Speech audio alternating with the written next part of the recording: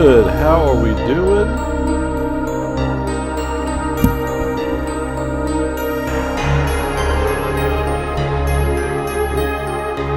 Oh, well, I can do either one of those. Guess I could do either one of those. But I guess I'll do this one. What I want to start, I've got thoughts. I've got thoughts on the Game Award. Well, not the Game Awards, the Summer Games Fest. I was really caught up in the show itself, just trying to really enjoy. If I had to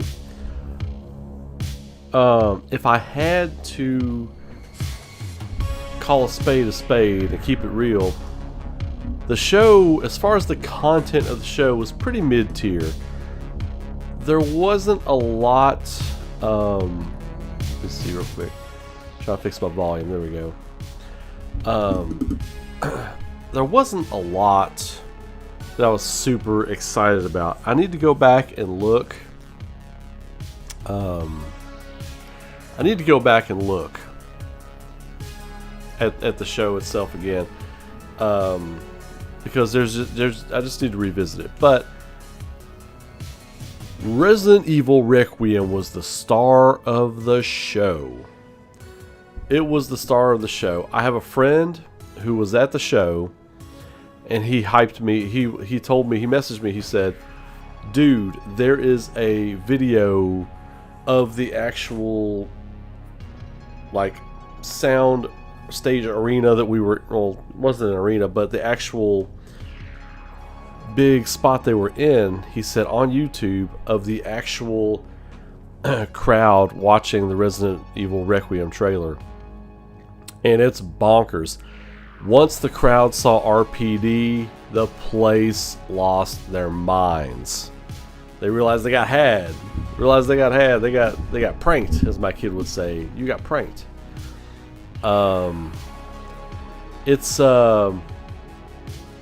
It's a hard thing to do those shows, I'm sure. We'll talk about Summer Games Fest another time, and what people's opinions on it were, or what were or were not. And Square Enix's presence didn't have a presence there. But I'm fine with that, because they're working on stuff. We know they're working on stuff. It is what it is. They're not ready to show stuff. That's what that comes down to. They're not ready to show stuff. That's disappointing, but not the end of the world, because we got what, in my opinion, not trying to be a prisoner of the moment, what in my opinion is one of the best premiere, like, announcement trailers we have ever seen. It felt like you were watching a movie trailer for a movie. You didn't know what it was. There was a mystery until it wasn't a mystery. Like, when they were putting that trailer together, they knew as soon as they showed a couple of these places, the crowd was going to pop. And it worked. It's beautiful marketing. Beautiful marketing. Great storytelling in the trailer. All the great hallmarks of people who know what the fuck they're doing. Really. I mean, that's what it comes down to. It is amazing. So tonight, I wanted to talk to you, chat. I want to talk to you. What are some of your favorite? It doesn't have to be a premiere trailer. Let me get in tight. Get in tight here. Get comfortable. We get up here next to you. Get comfortable. Get up here next to you. Get cozy. We're gonna get real cozy. What are some of your favorite game trailers of all time? I'm really curious, because I've got my list, right? I've got my list. But I'm curious what your alls are. I'm going to show some of mine, and if some of your alls are rocking some nostalgia, I'm going to pull those up too. But we're also going to break down that Resident Evil 9 trailer, because there is some interesting stuff in that trailer. Interesting lines.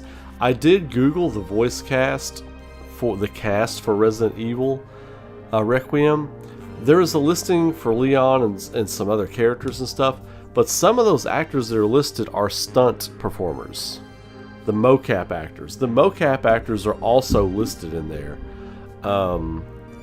I think Matt Mercer will play Leon, but he is not listed in there.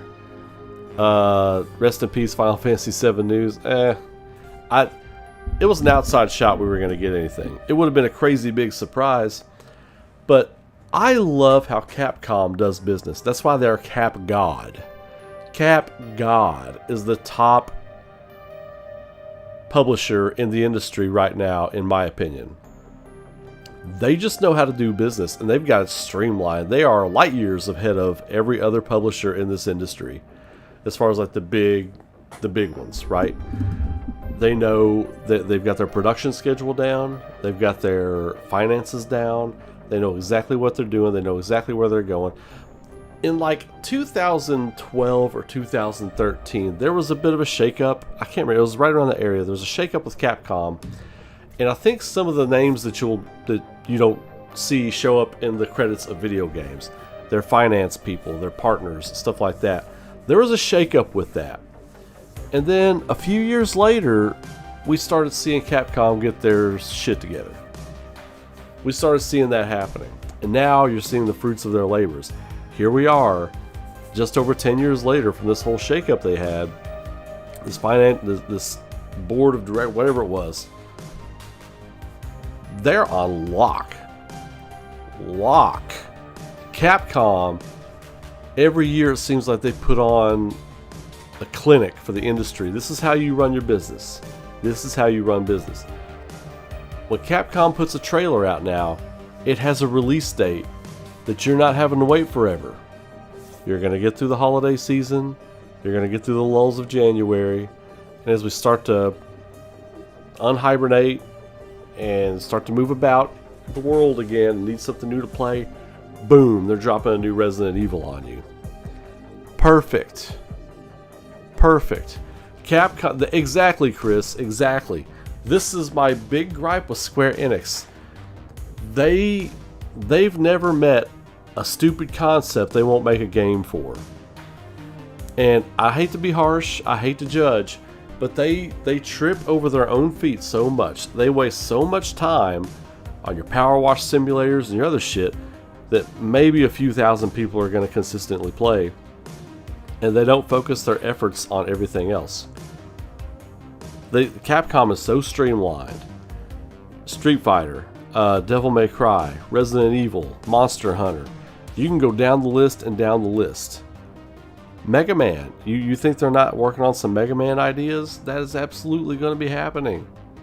We're absolutely going to get some Mega Man at some point. So, this company puts on the clinic on how to do this.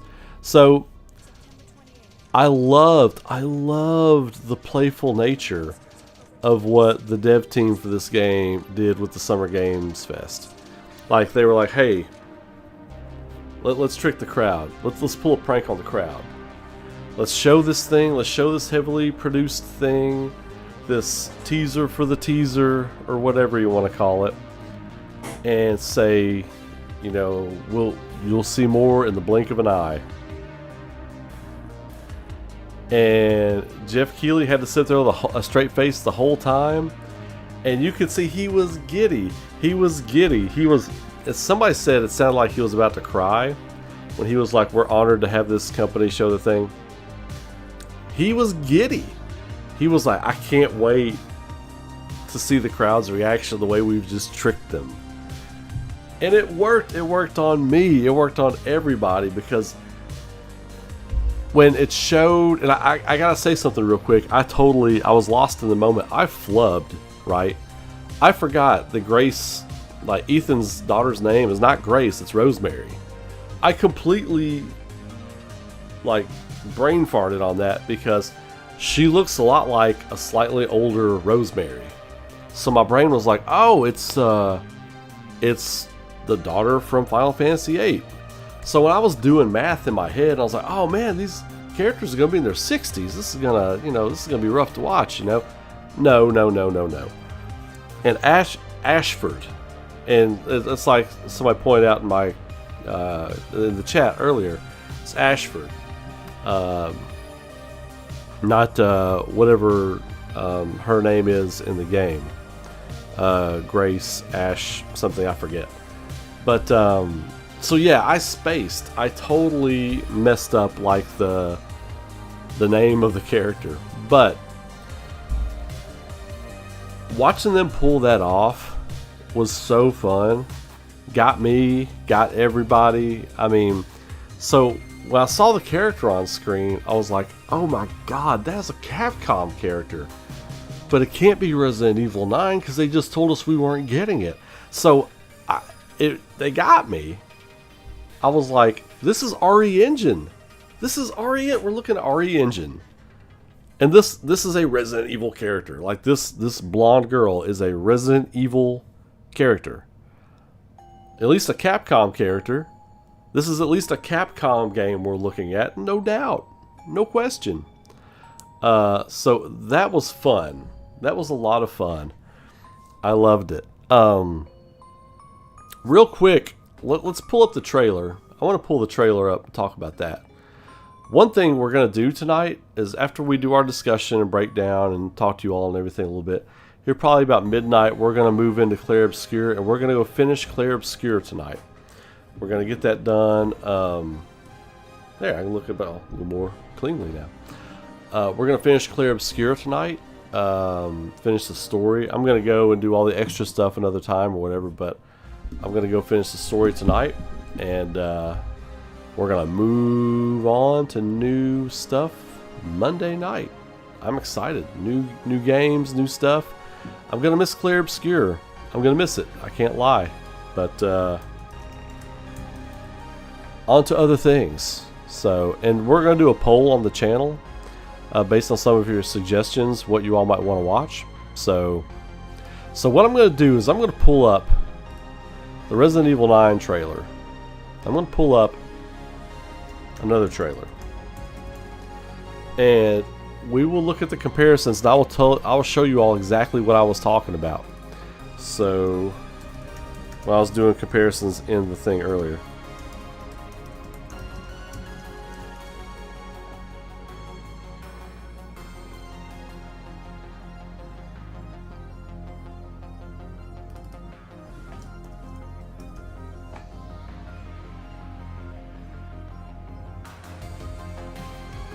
Was this it?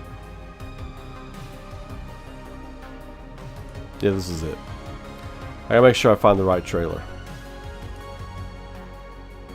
No way! I just looked at the run times of the E3 Resident Evil 2 trailer and the Resident Evil 9 Requiem trailer. Did they sync these trailers up? They're both 3 minutes and 30 seconds. Hang on. That could just be happenstance. Let's get in here. So here we go. We're going to watch the Resident Evil 9 trailer again. I'm going to point out a couple things. Then we're going to watch some other things. And I'll show you all a few things real quick. So, let me make sure my volume's good. Turn that up. Turn my master back up. Let me know if the volume's too loud, guys. So.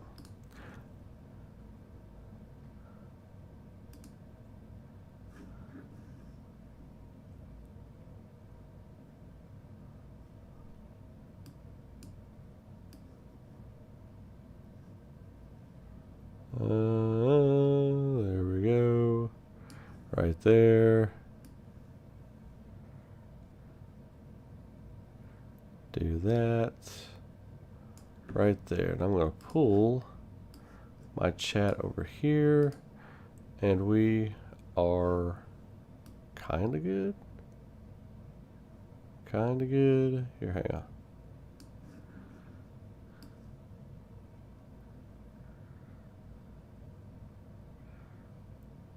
There you go. Well, I mean, that's good. All right.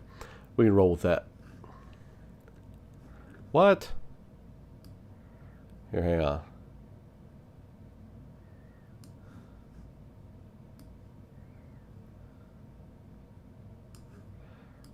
Oh, that's so aggravating, the way YouTube resizes their windows. That's so aggravating. All right, we're just going to watch it like this. There. We're just gonna watch it like this. Okay, here we go. Or you know what?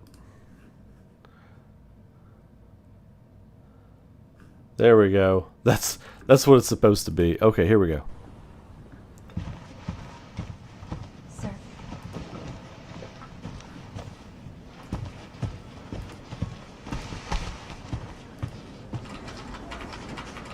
Okay.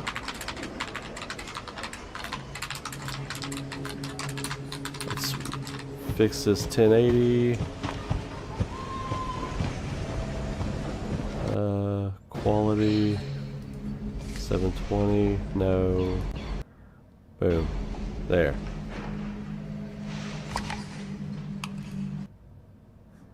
All right. There we go. Sir.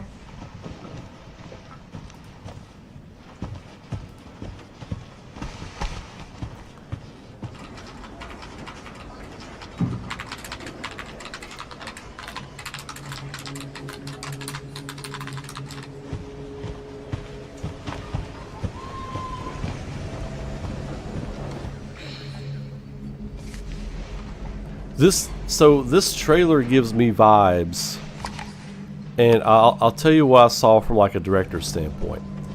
So when we get in here, Grace. the frame rate here is terrible. I apologize. I don't know what the deal with this is.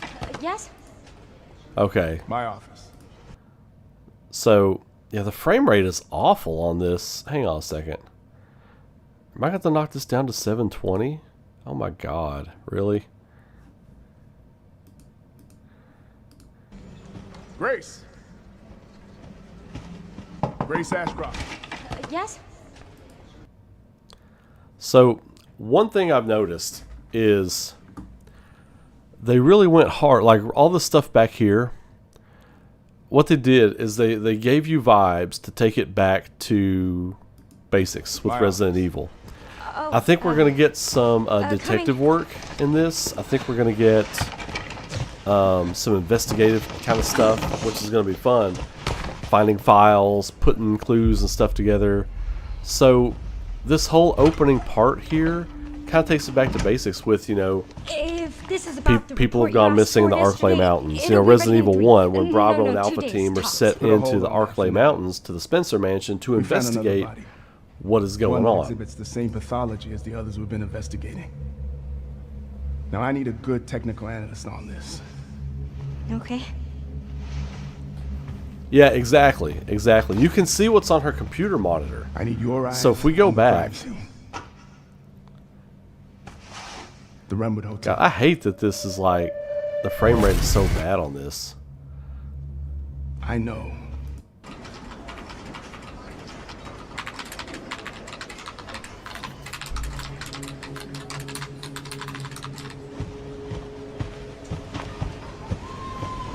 So the way it's talking about like people dying mysteriously and stuff, like it harkens back to like the Arklay Mountains incident and people apparently being eaten and stuff.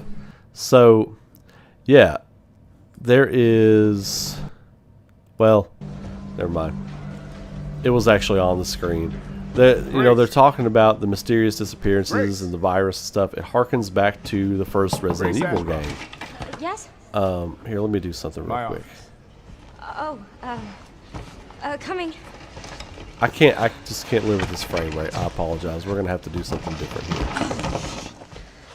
I want to shrink my screen. We're just gonna watch it like this. There. Yeah, I just can't live with that.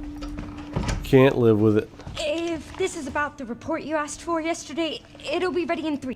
1080 60. No, 2 days tops. Put a hold on that for now. We found another body. One that exhibits the same pathology as the others we've been investigating. Now I need a good technical analyst on this.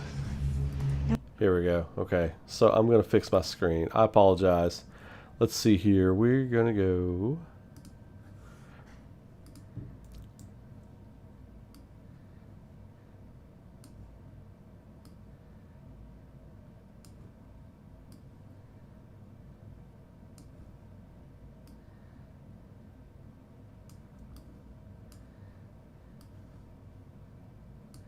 Yeah, we're gonna do it like this. There we go.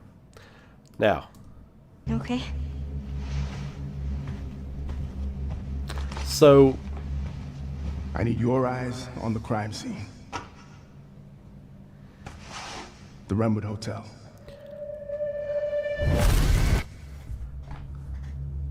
I know that's where your mother was murdered.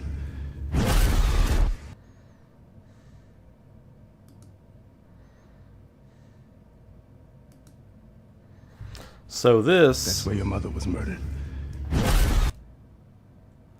This is, I forget her first name, but this Ashcroft is from one of the Resident Evil, like, is it the Raccoon City, Operation Raccoon City? I'm trying to remember what game she's from, but her mother is in one of the games. Alyssa died 8 years ago. Perhaps it's time for you to... And that gives us a time frame.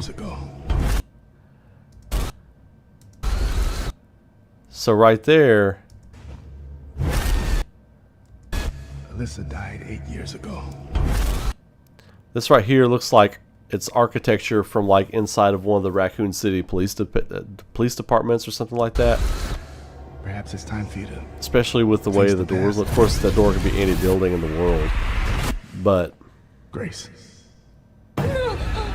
So this right here...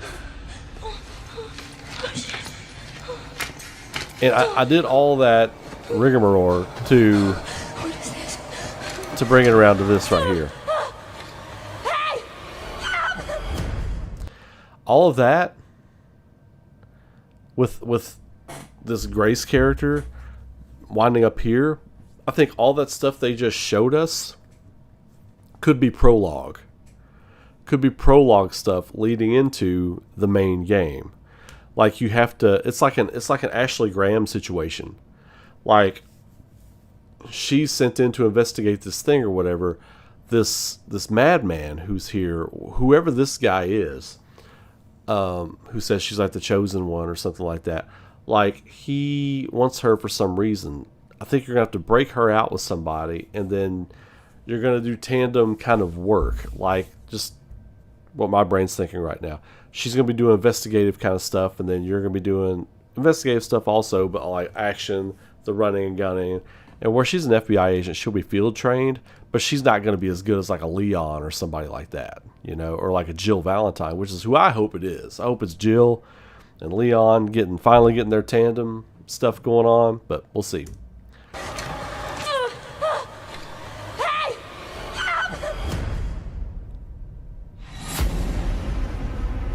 So, okay, we're at 2:23. Let's go to this trailer. Resident Evil 2 E3 trailer, okay? That little PlayStation ding at the beginning knocks 2 seconds off. So, these trailers are both 3:30. So, we know this one. It's the rat running around, all that kind of stuff. Let's get to the point where Leon's like, Jesus Christ, okay? Boom. Okay, so let's go back here. That is about 156. So this one runs up a little bit further, 220, but boom. And the way it times out, it sequences. Money's in my account. This is the Resident Evil 2 E3 trailer.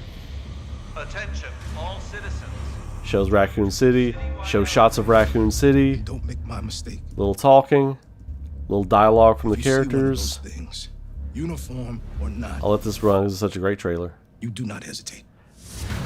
Wow, that big impact sound again. So you come over here. Let's go to this trailer. Stay close. Character dialogue. Stuff's going on. They're coming. Shots of the city. I know now that you're the one that I've been searching for. The special one. The chosen one. Miss Ashcroft. Wow, impact. Raccoon City. We go back over here. Whatever it takes to save this city. More shots of the city, the zombies and stuff. So basically what I'm telling you is there's a lot of, right here, the shot of Raccoon City where he's walking up to the RPD. This is the shot that I told you all. I was like, this is Resident Evil. Let's go over here. My about to see it. Investigating all these strange deaths, huh? We need to keep our voices down. It's more people talking. Like in the other one, you hear Hunk talking on the radio and stuff. This shot right here, they pulled it right from this. Boom, boom, boom, boom. Right there. This right here is when I knew this was Resident Evil. Boom, because it's this shot right here from the trailer. They synced the trailers. Well, they didn't sync them, but they're parallel. So we let this one run. Survival's your responsibility. After you get the RPD shot, God damn it. you get interior, you get character work. You come over here. Are my hope. You get some Everyone's character gone. dialogue. Of course, they didn't want to show any characters. Interior shot. Guy in duress. Sherry in duress. Of course. Of course, Claire there for her. Impressive display of strength. Right there. Little gore. Mr. X. We're here. That thing coming out of the ceiling. But we never meant for this to happen. You kind of get a similar shot right there with that. You go here. Right there. Right there. Yeah, they really heavily paralleled the Resident Evil 2 E3 trailer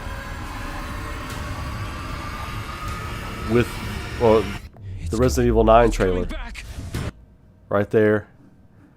They really paralleled these trailers hardcore. And then you see that cut. Wow. If I go back just a little bit,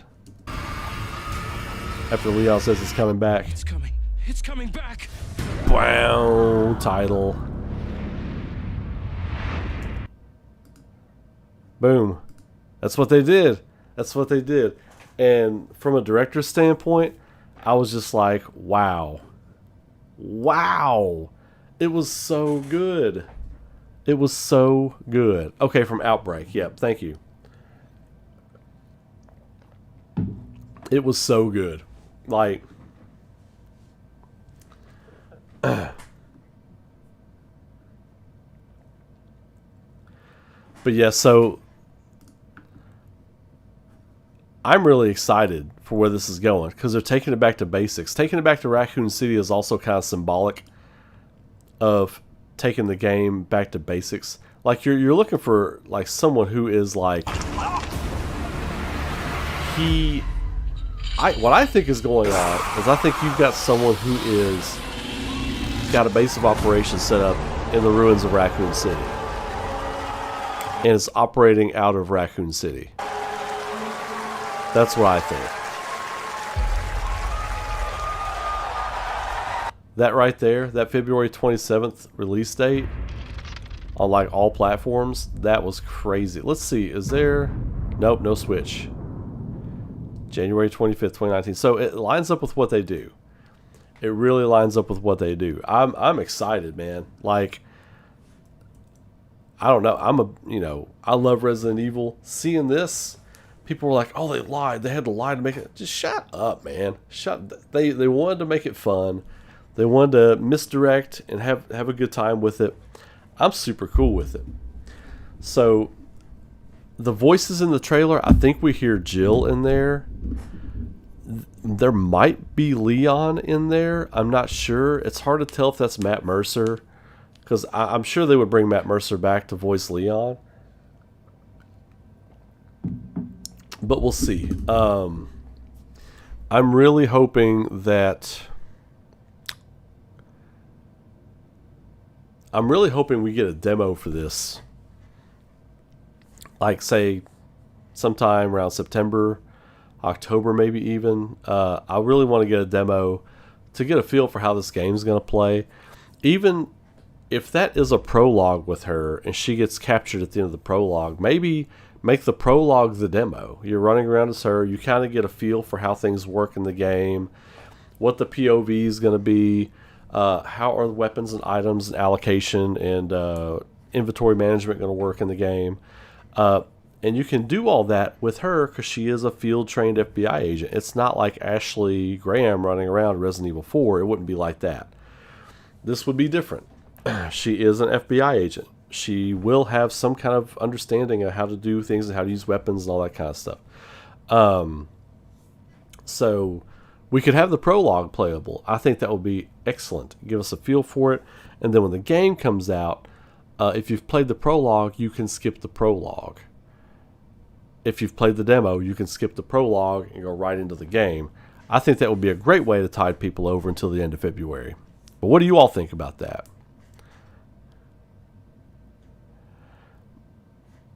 Yeah, making characters from the spin-off games canon is totally fine. Because Raccoon City, it's a big place. Even a small town is a big place when you're thinking about like just honing in on 2 or 3 characters for a story. You know, if you've got a town with even just 1,000 people living in it, 1,000 people is a lot of people when you're in a game. So you could have all these other characters be real canon characters in the games. I'm totally cool with that. Even though I may not like some of those other games, I'm cool with the characters being characters in that world.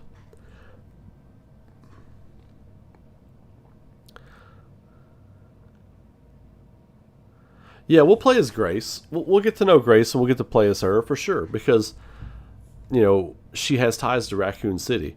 I like playing with characters that have ties to Raccoon City. That's what I like. Now, so let's timeline this thing. So, if her mom's been dead for 8 years, I mean, how old was Alyssa in Outbreak? I mean, is there like an actual character bio on her? Somebody look that up. Find out how old Alyssa Ashcroft is in Resident Evil Outbreak. And then we'll be able to timeline this thing a little bit. Because this might happen in lockstep with Resident Evil 8 Village. It might happen just shortly after Village. Which I think it should.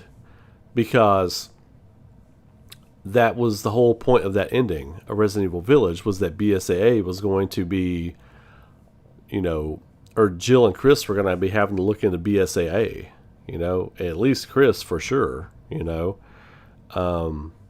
But we did flash forward and Rosemary is older. Now, I didn't play the DLC. So I don't know if they confirm what year it is, if she's actually naturally aged that much, or if she has grown. Like, let's say she's 6 years old, but she looks like she's 20, you know? So, I don't know those things. Grace looks to be in her mid-20s, maybe. Ages or not.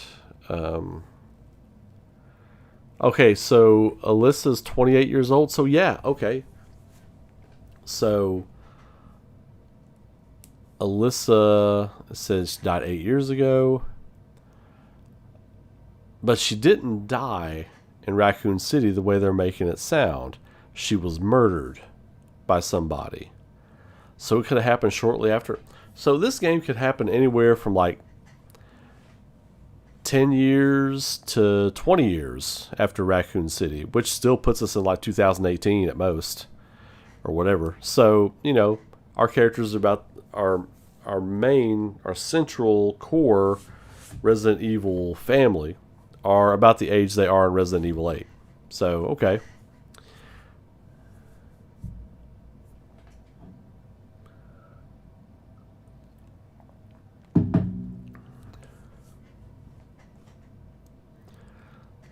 She was murdered years later.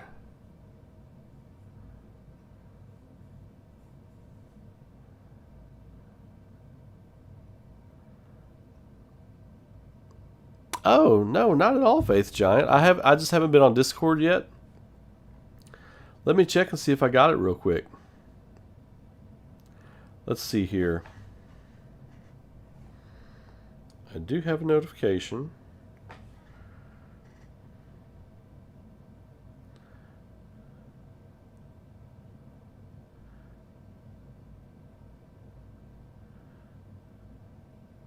Oh, no, that's okay.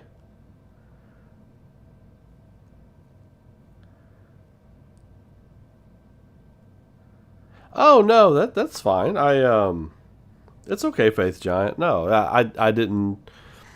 I wasn't aware. I'll put it that way. But that's okay. You're good. You're good. No worries. Alan Wake is incredible. Both Alan Wake games are really good. So let me ask you all real quick, since we've covered that.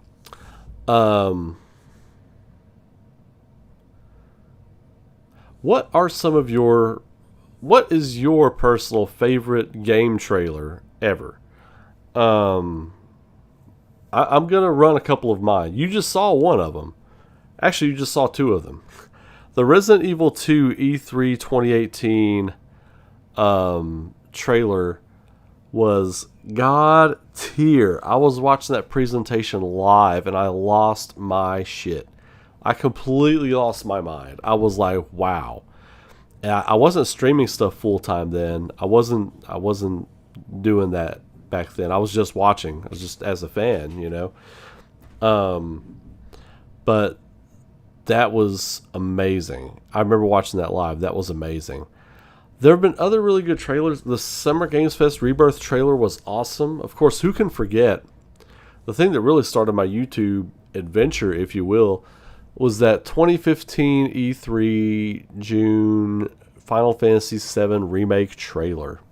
I will never forget waiting the months after that just for a screenshot from like a European game show of Cloud and Barrett fighting the Scorpion Sentinel.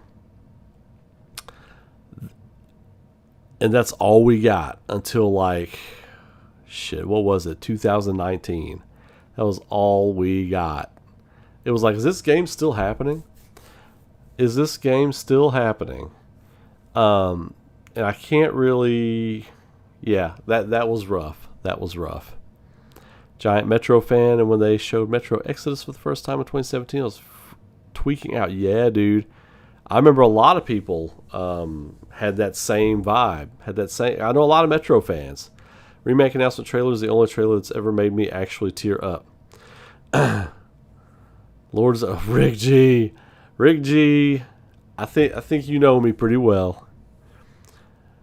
So, I want some other people to get their answers in real quick, but I'm gonna talk.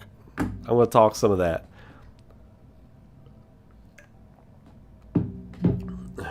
The Resident Evil 4 remake trailer was good too, but we kind of knew that was on the way. The Resident Evil 2 trailer was so crazy, the remake, because it was just a rumor for a long time. It was just, well, we got the We Do It video, but we didn't know what was going on with it, when we were going to see anything, what it was going to look like, what it was going to feel like. No, we didn't know any of this stuff. But it was, when they finally dropped that trailer, that was wild. So, my favorite trailer, probably still my favorite trailer of all time, is Final Fantasy VII Okay, so let me see. Final Fantasy VII Remake trailer. I mean, of course, the announcement trailer, but the next one after straight feels, man. Yeah. Is that the one where they announced Tifa? Was that the second one?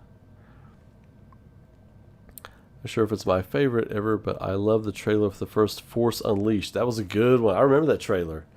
That was a really good trailer. I love the PlayStation 2 trailer for the Berserk game that we never got over here. The Millennium Falcon trailer of Berserk that covers the events after the eclipse. You fight as Guts. So I think it's like volumes 8 through 12 of the manga. I believe you control Guts through that part of the story. I think you go to the Tower of Rebirth. I know you have the I know you fight Zod at the hill of the Band of the Hawk. Anyway, that trailer, there's a song on there called Sign, and it was so good. Like, that trailer was so amazing. If you're a Berserk fan, that trailer, I'm gonna see if I can look it up real quick. Hang on, let me see if I can look this thing up. Let's see. Berserk. Millennium Falcon PS2 trailer.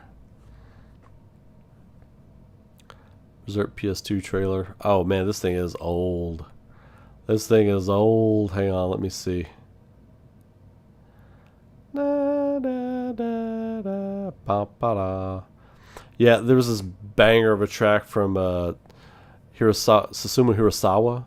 Who? Okay, this is the trailer. Okay, I'm gonna pull it up.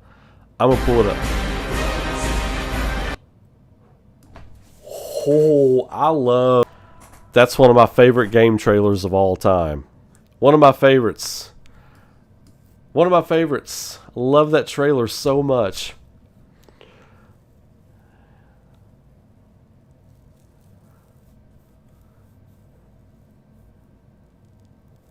The before Expedition 33 looked like Expedition 33. Is that the trailer you're talking about, Zach? I remember that trailer. Because when Expedition 33 was about to come out, everybody was like, "Oh, are you going to play Expedition 33?" I was like, "Wait, what? That sounds familiar, but I've not been following it, you know." Parasite 2, yeah, dude. Gears of War with Mad World. That was a great one. Here's another good one. Let's see here. I probably can't play it because of copyright stuff. But Lost Odyssey. Let's see. Oh, 2 S's. Derp.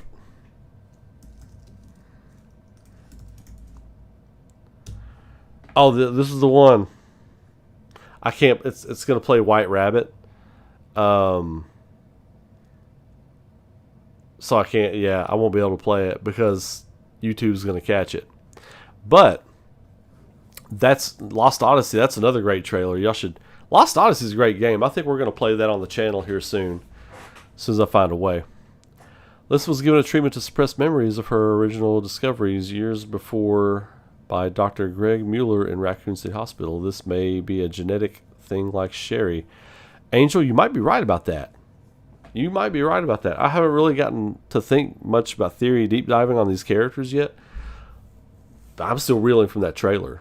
That trailer was just absolutely guns out. Amazing. But as Rick G mentioned earlier, my favorite trailer of all time. If you have not experienced this trailer, you're about to. Was it E3? I think it's E3. Yes. Here. This trailer, for my money, 12 years ago, it is the greatest video game trailer ever made. I love this trailer. Lost Odyssey is absolutely top tier JRPG. Wait a minute. Is this the right trailer? No, this is not the right trailer. No grazie. That is the wrong trailer. That is the wrong trailer too. Was it not E3? Let's see. Here it is. This is the one. This it is. This trailer is better than this game.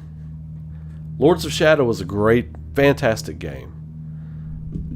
This is my favorite game trailer of all time.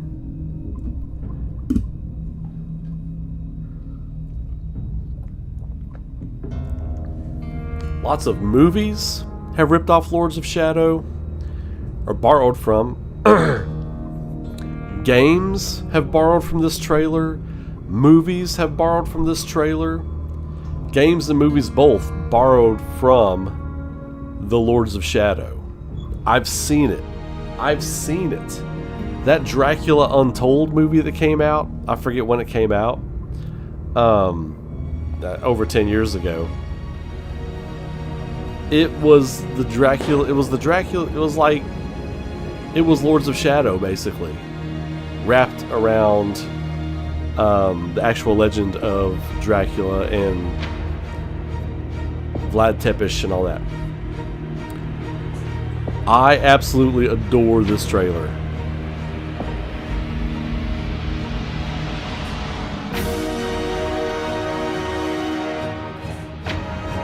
Most people don't realize this, But this music is a rendition of Vampire Killer. And then, dude, this right here. Ah, God, man. This trailer is so incredible.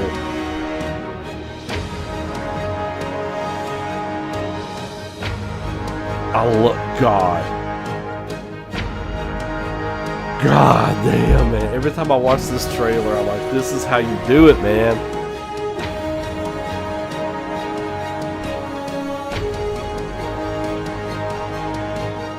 Oh, man.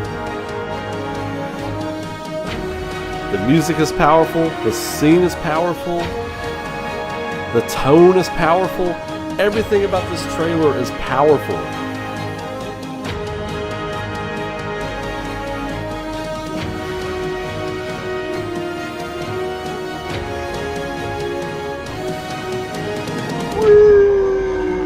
Oh my God. And then the game came out. And then the game came out and killed the Lords of Shadow franchise. It wasn't a bad game, but it did not live up to the expectation. And you finish with Alucard, of course.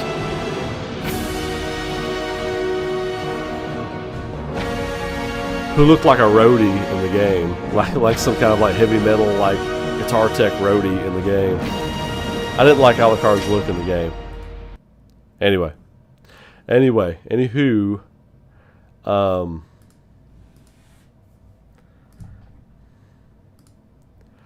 so that's my favorite game trailer of all time. Like, let's see, 8 Journey of the Cursed King.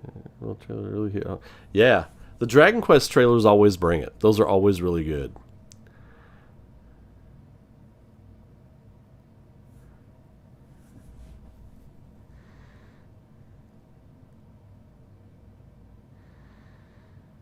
Yeah, and the reason that Resident Evil 9 trailer was so special was, you know, there was, anytime a company makes a piece of media, there's always a plan.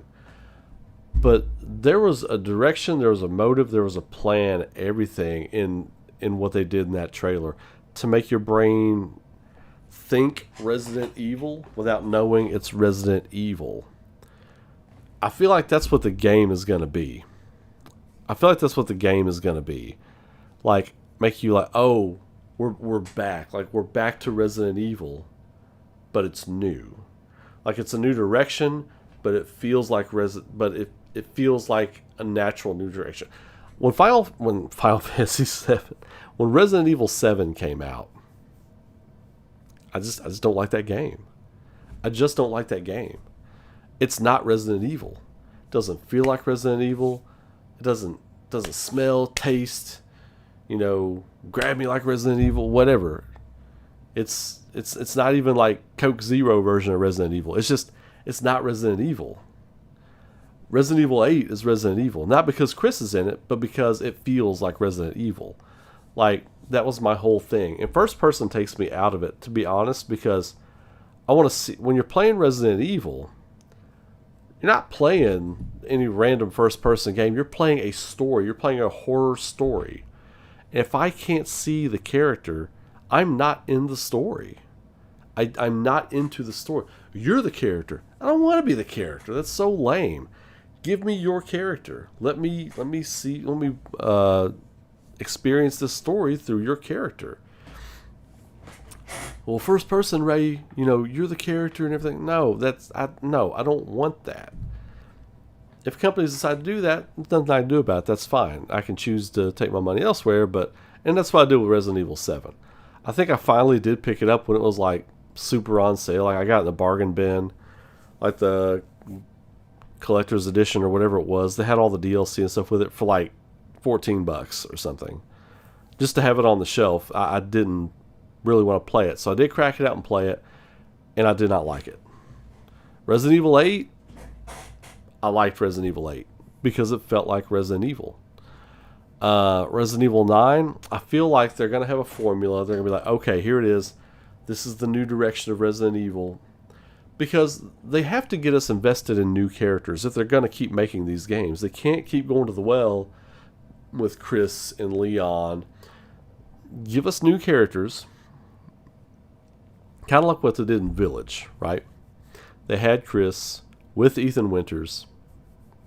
Ethan Winters was a little bit, I liked him a little bit better in Village.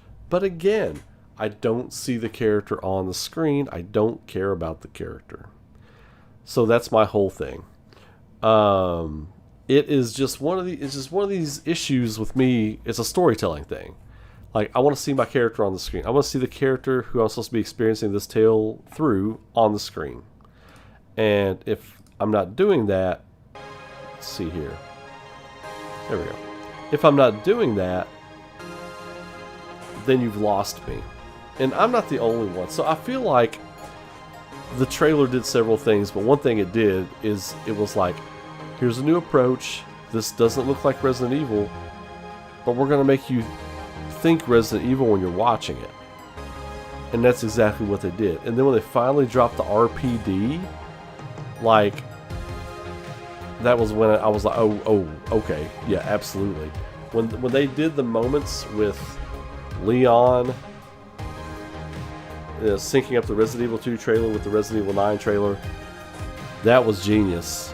That was showed the shot of Leon walking up on the rainy night to the RPD, the same exact angle, the same exact path Leon walked to get there at that moment. That was brilliant. And here's the other thing: if Leon is one of your main characters, one of your playable characters for this game, this will be the first time he went back to Raccoon City since it was destroyed. Probably.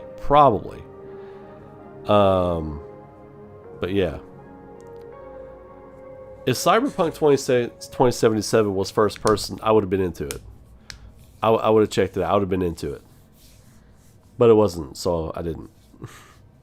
I played a little bit of it. I enjoyed what I played of it, but I wasn't... I mean, again, it's just not my cup of tea. Doesn't mean it's bad. It just means it's not for me, you know? But yeah, so I love what they did with the trailer. I think that's why it excited me so much. It was like, here's all these things that are familiar. This is Resident Evil. These things are Resident Evil. This look is Resident Evil. And bringing it back to Raccoon City, to bring you back to a familiar place, a familiar thing with Resident Evil. The RPD looked like there's areas that look like a rebuilt Spencer Mansion. All these other things to introduce you to a new direction for Resident Evil.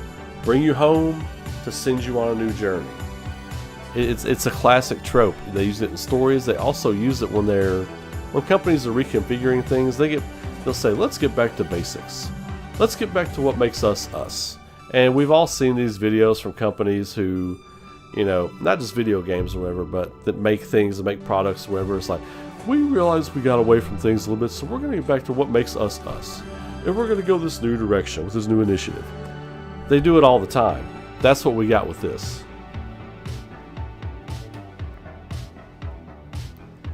Well, yeah, I think there will, even if it's first person, they'll add us a third person option, because that's what they did with Resident Evil Village. Like, you could slip Ethan into third person. They even said that, like, we realize people want this, so we're going to put this in here. Now, I never replayed Resident Evil Village with him as a third person, and the first person didn't bother me, didn't offend me too much for my vertigo in that game. But, yeah, so... Are you a Stranger Things fan? Nah. And did you see the latest? I like Stranger Things. I mean, I've watched all of it.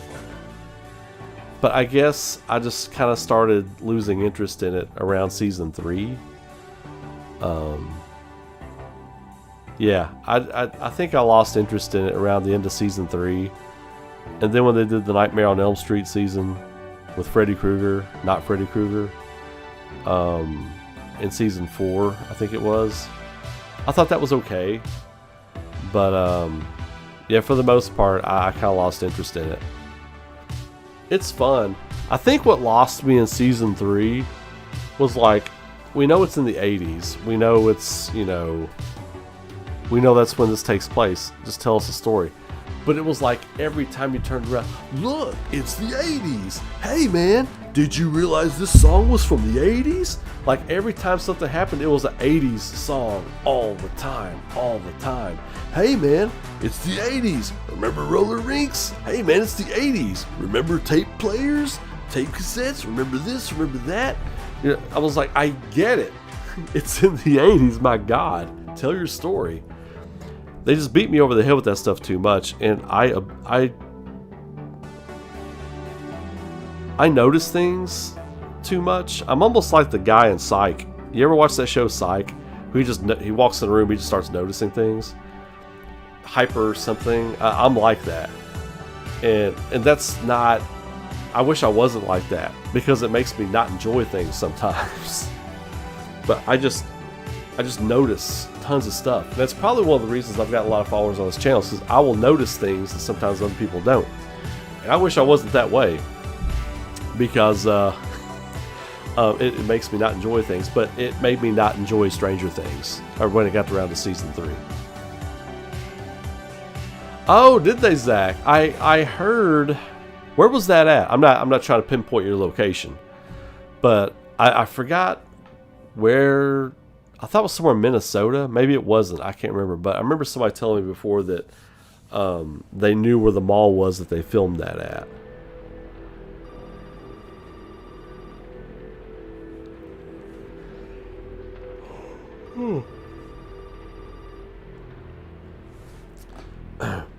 But yes, so as far as my thoughts on all of Summer Games Fest, I think it was last night or the night before, and you all can attest to this, you all that are here with me nightly. What I say about the Summer Games Fest, I said we're going to see early on at Summer Games Fest exactly what direction Jeff Keighley and his team want the industry to go in. What are they going to focus on? What are they going to pump up? Not only did they pump up a bunch of like first-time developers and stuff like that, but they were letting you know how many people were on the staff. They were letting you know how long they've been around and what their previous affiliations were, like what projects they had worked on in the past, to give people a little more familiarity with them. And they even came out and said, look, you know, you make a game, you've made your game, now what? You need to be seen. You need exposure. He came out and said these words. I'm paraphrasing, but he said that stuff, you know. He was like, that's what we want to champion. I told you all he was going to say something like that, just because that's the kind of guy he is. It was really wild to see that, because I was like, okay, so Jeff Keighley and the people behind him are going to use their muscle and their influence and stuff to really champion these smaller devs to see what's going to be the next Expedition 33. What's going to be the next, what was that roguelike? Hades? What's going to be the next Hades? What's going to be the next, you know, whatever. Who knows? You might know somebody. You might know somebody who's a game dev. It could be anybody at any time. Point of it all is, and his team and him, that whole team understand this. There are, 10 billion people on this planet?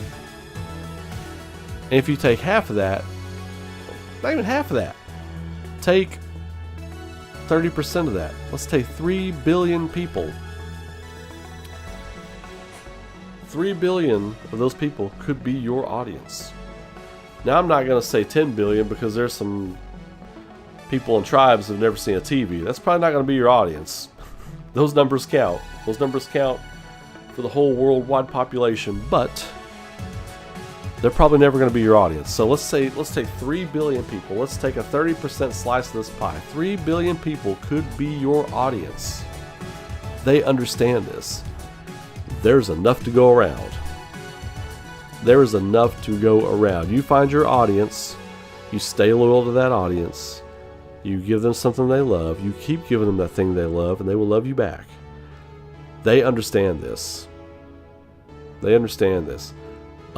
These big companies that are honestly too big to support long-term growth. When you've got shareholders just trying to make their great-great-grandchildren rich and not have to work, there's a problem.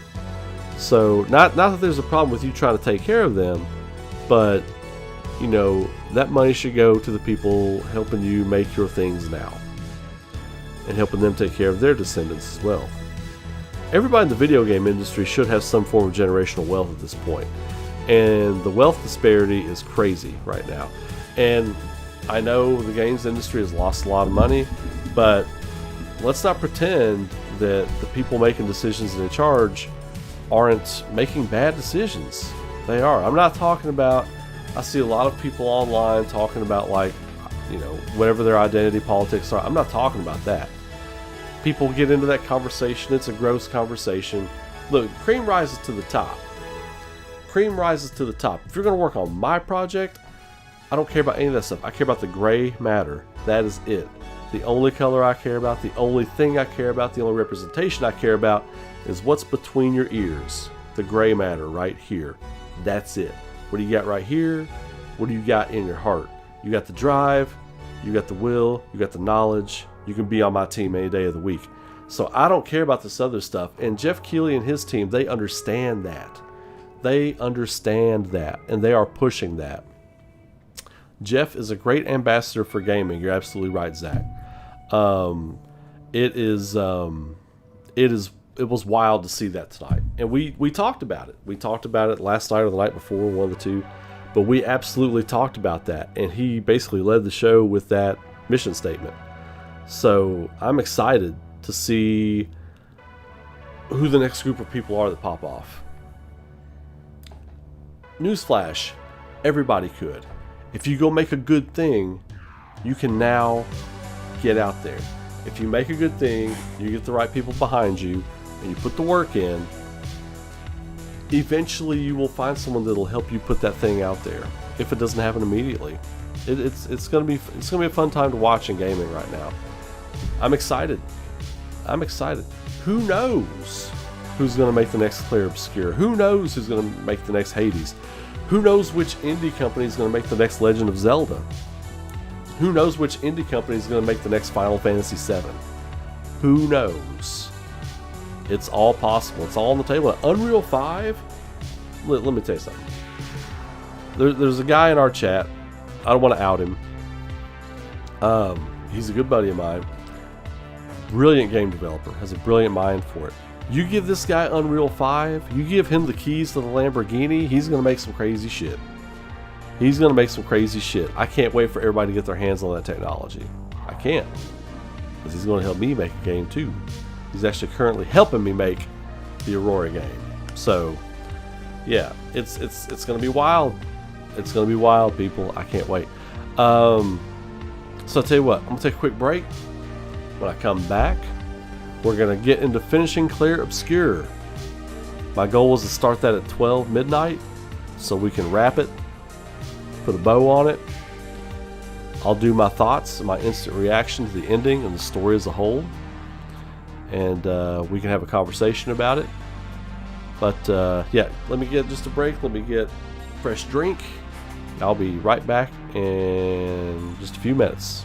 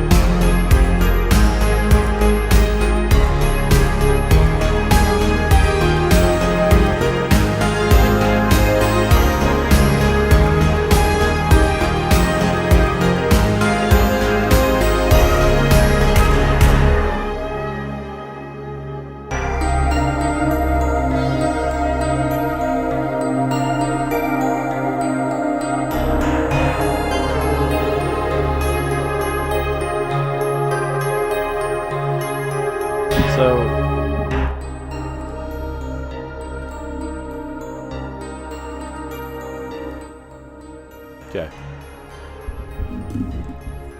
Someone posted in Discord, I think it was Chris, that Final Fantasy Tactics is the third best-selling pre-order right now. That's good news. That is great news. I love hearing that. Let's see. What's your thoughts on Switch 2? By the way, I haven't really done my homework on it because I've been pretty busy. Are you planning on buying one? Not right now. I mean, I know the price probably won't come down for a while, but for me, $450 is too much for what that system is. In my opinion, I don't know. In my opinion, that's a $300 system. I mean, it's just now up to PS4 specs. I'm not a specs junkie, as you all know, but I feel like for what I'm paying for, $450 is way too much. For $50 more, you can get a PS5. Now, I know it's not on the go, but it can be. I mean, you can buy a PlayStation Portable or whatever that is now. I forget what it's, handheld. So not right now, but when my son starts bugging me enough, maybe that'll be a 10,000 subscribers celebration purchase. Maybe if I hit 10,000 subscribers before the end of the year, then we'll make that a celebration purchase. Maybe. Nate Stoppa, what's up, Nate? I think a playable prologue for a demo could spoil, cause what if she's not the prologue? Well, the playable prologue idea is only in play because I think she is the prologue. If she's not the prologue, you don't make a playable prologue. That thought goes hand in hand. If she is the prologue, make that the playable prologue. That was my point. I thought that was understood. Apologies if I didn't make that understood. We are ready to...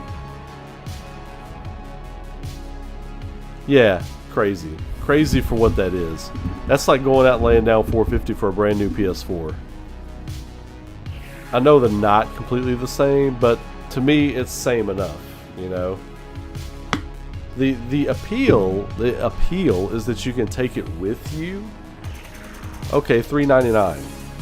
I'd pay $399 for that. $450? Nah, man. Nah, bro. But people are lining up to hand Nintendo their money.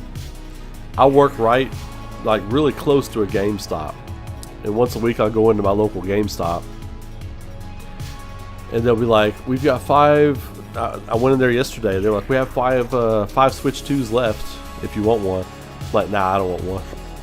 I can't." I went in today just curious. I was like, "Do you all still have any Switch 2s?" Like, "No, we're sold out. We'll get in for a few more months. You can put your name on the waiting list." I was like, "No, I'm good. I was just curious." Man, Nintendo made so much money this week. Nintendo made so much money this week. I wonder what the markup on the Switch 2 is. I mean, we'll never know because Nintendo Island keeps their secrets locked, you know, but we'll never know what the markup on that thing was. I'm sure it's crazy.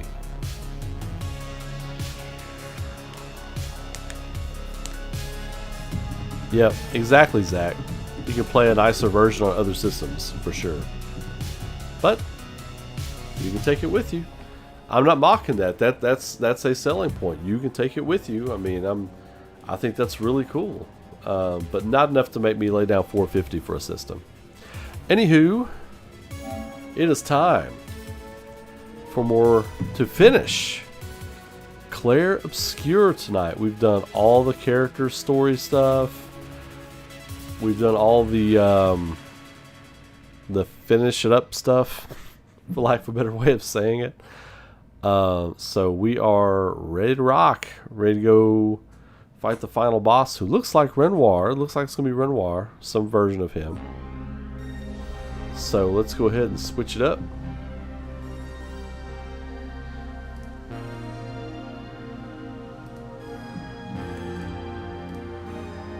There we go. That is not okay here. Let me get this fixed.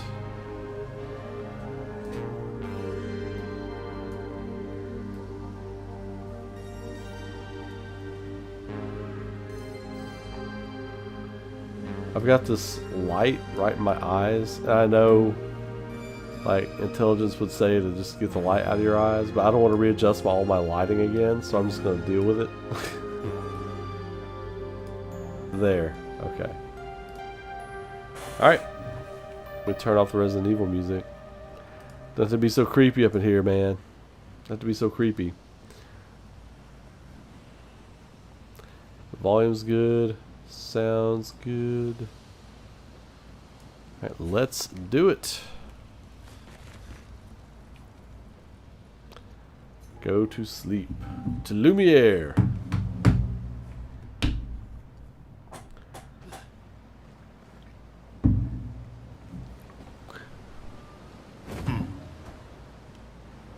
Oh, hello there. Hello there.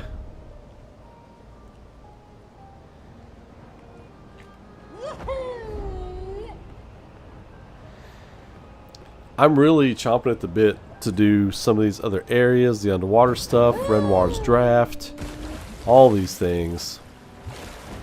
But it's time to go finish this story. Here we go. It's time to do a review and do all the things.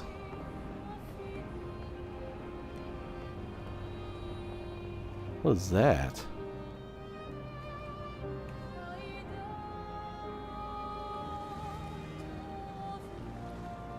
Oh, I fought those guys. Okay.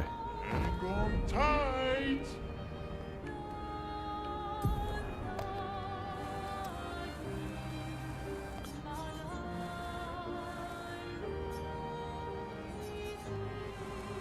It's way down there. There we go. Okay. The phallic landmark. There it is.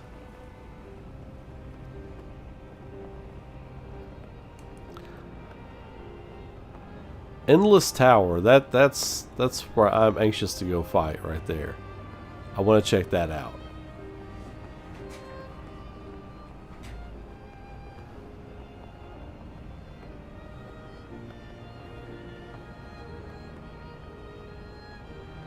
I'm insanely excited to complete it too.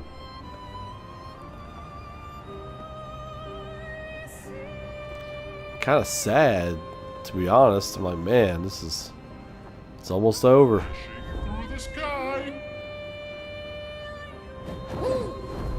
Lamp. Oh, dude, come on. To the sky. To the sky. All right, here we go.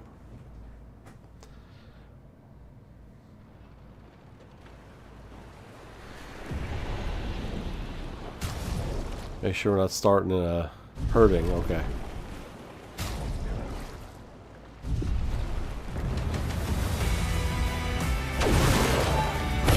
Oh, what?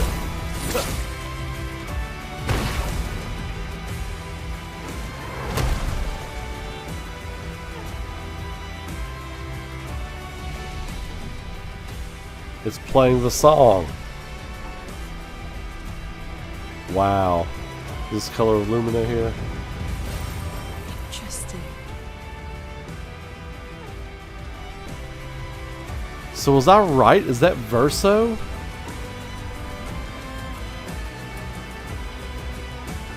Is that supposed to be Verso? Like the original, like the OG Verso? Nothing there. These expeditions are glorious wreakers of havoc.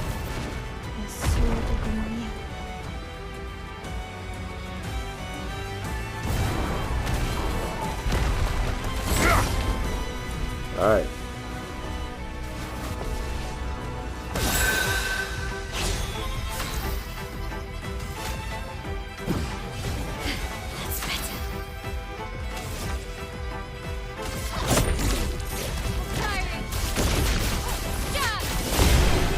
Oh, we're good. Okay, it's like that. We're good. Immediately play when failing. Okay. That's a nice one. Shortcuts. Let's put that on.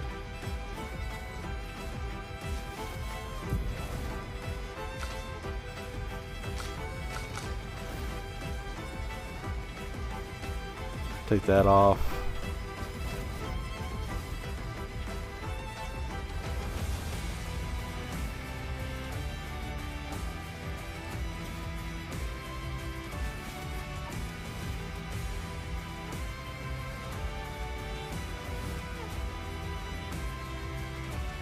Shortcut.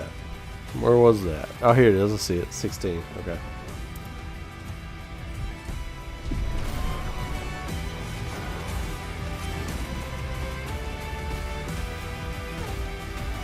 What is going on here? Oh, it's the expeditioners we revived and then I left. Okay. Good stuff. Alright, now I get what's going on. They're fighting the expeditioners you revived. Okay. I get it now. I was like, who the hell are they fighting? Oh yeah, the guys I sent out.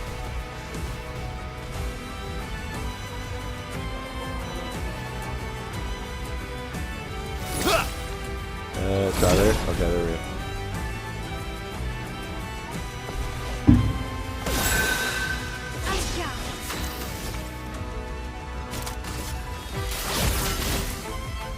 Let's keep going.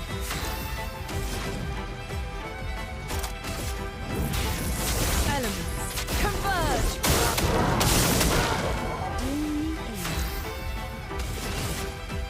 I see the future.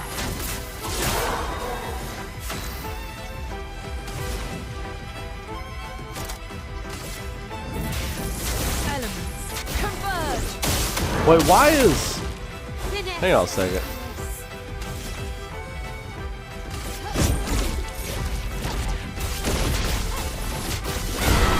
Where's Verso? Did I forget something? I've got him right here. Let's see. Verso is unusable. Perfect. Is Verso unusable right now? An advantage.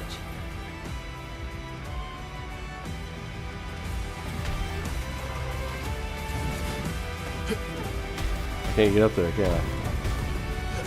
Gotta go up there and help him. I can't. Okay.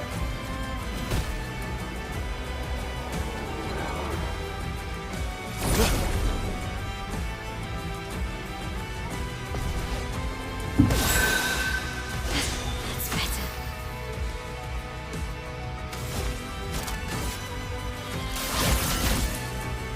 Good.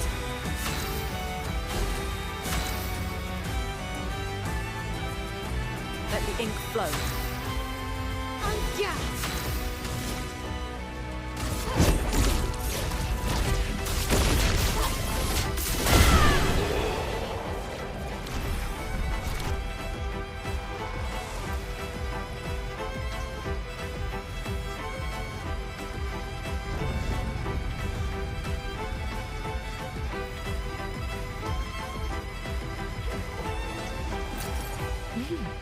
Interesting.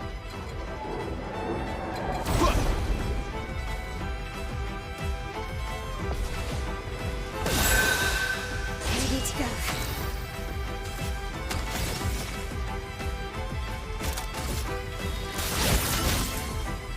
Good.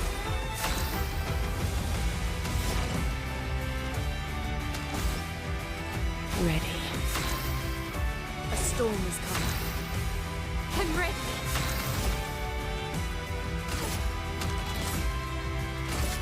Prepare for annihilation. Let's dance.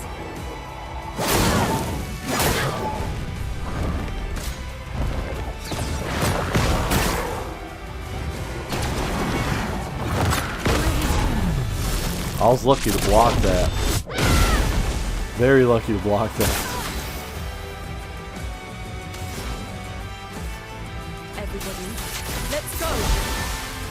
Nice.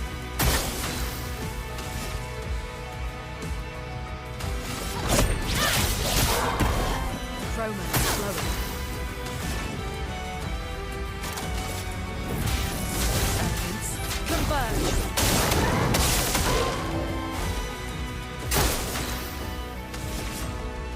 I saw your future. My Ciel.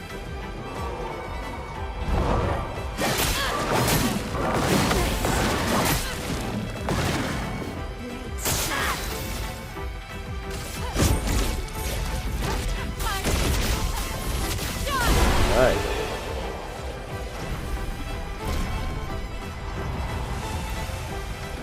So you click off of my L.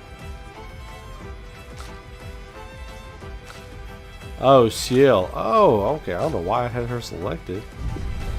That was throwing me off. I was like, hell, what happened here? There's that. Make sure we look thoroughly through here. Don't want to leave any kick-ass pictos or anything like that. Yeah, that's where I came from.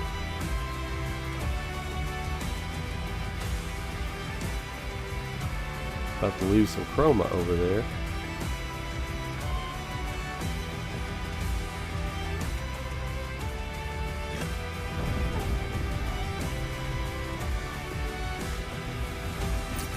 Nice.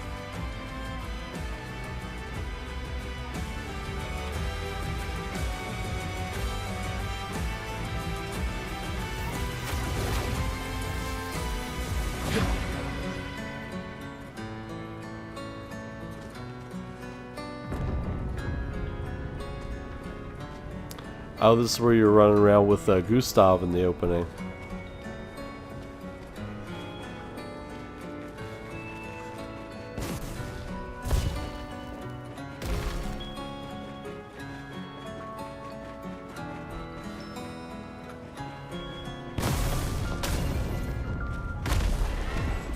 Nothing here.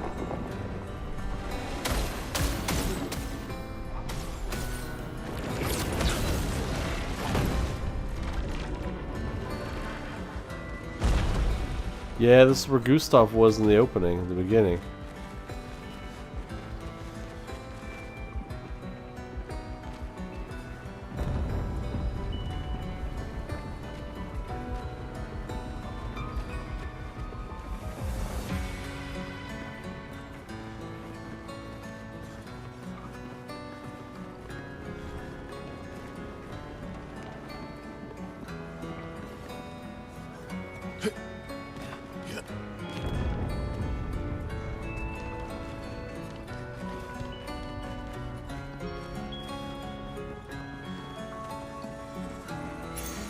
Well, that will help. Energizing powerful. Gain 2 AP on applying powerful. Oh, that's interesting. I want to fight that. I'm sure I'll get to. I'm sure I'll get to.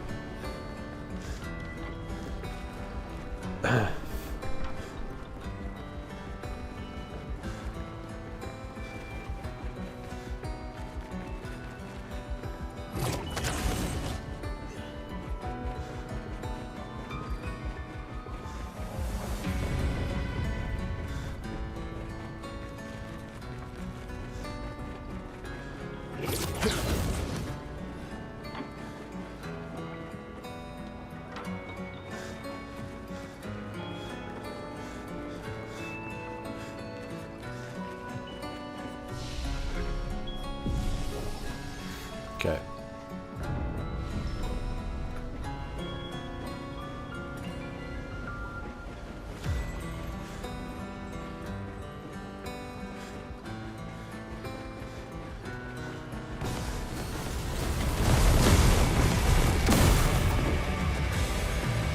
Okay.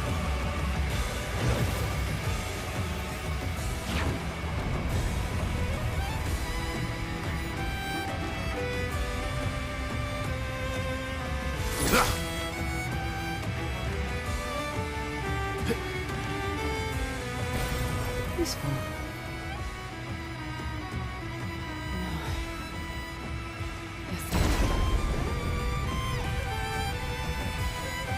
What do we got here?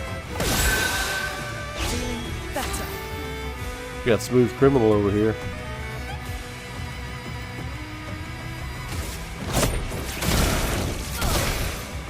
I'm ready.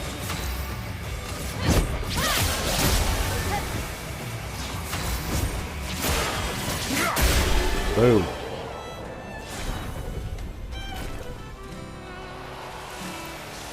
Liteso. Is that so, Liteso? Is I going this way? You know, one QOL improvement would be like just a little area map so you don't get turned around too much. I do find I get myself turned around a lot. I'm like, was I just there? Was I not just there? That does happen sometimes.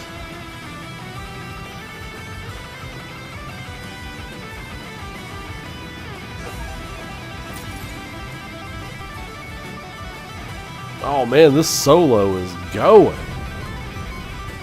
This solo is going hard. Oh, I didn't get first strike. Let's carve a path.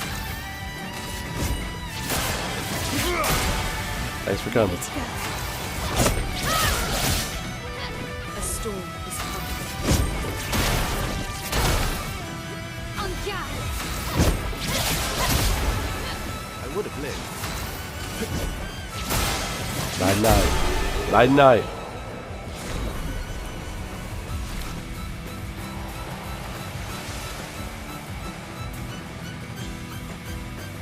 Called Lumina.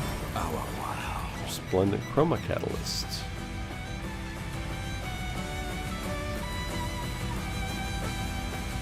I figure there are many things to possibly miss in this area. I'm just trying to make sure I don't miss any of them.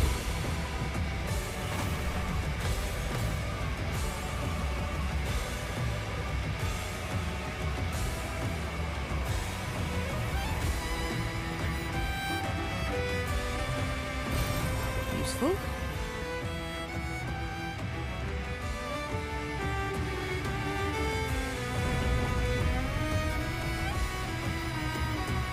What's that?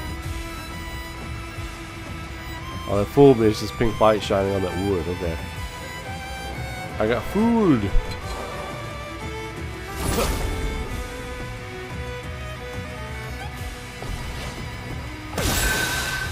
Feeling better.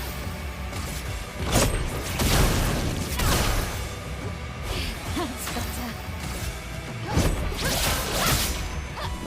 Not that. Nope. A storm is coming. Did she finish that off? No, she didn't. Prepare for annihilation. Alright, that'll take care of that one and weaken that one. Lune, watch out. Got that one.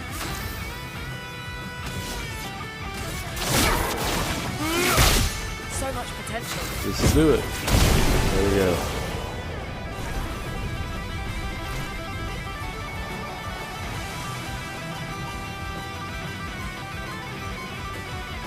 Yes. Bringing the rock. Keep rocking, baby. That's what I'm talking about. Keep rocking, Clair Obscur. I'm feeling it. Feeling it. He's at the tower. Your father. He said your father, not our father. Like, that's your dad, not mine. That's your dad, not mine. Not my daddy. Isn't it beautiful here? Her paintings are always astonishing, yet I wish she would understand. Understand what? Just what it means for me to paint. What do you mean? The boy's gone silent.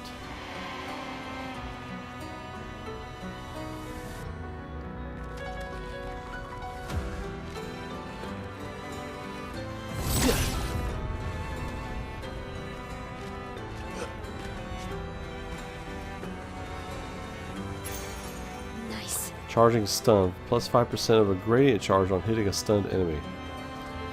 You can charge up your stun your gradient very quickly with the right pictos. Good stuff. Resplendent Chroma Catalyst. Resplendent.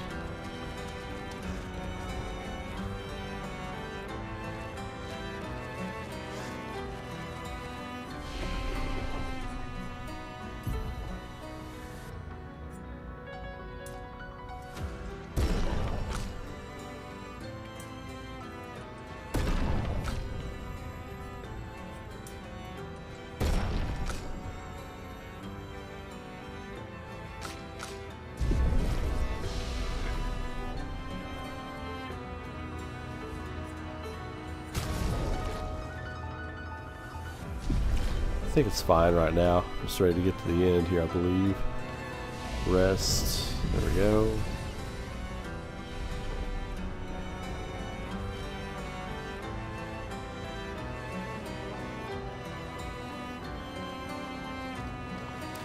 What is that? Oh, it's a light reflection. I was like, did I miss chroma or something over there? How much chroma do I have? Oh yeah, almost 1 million. I think we're fine.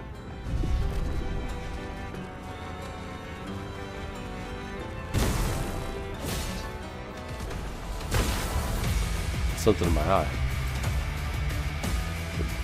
Soundtrack's bringing the heat again.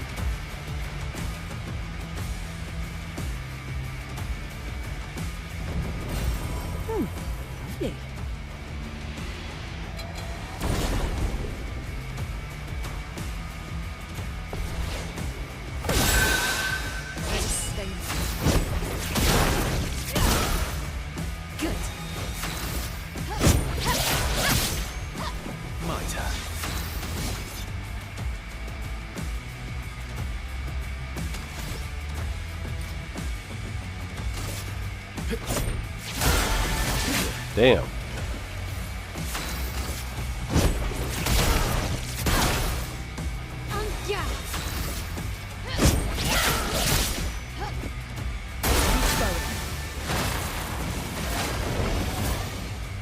Let's start.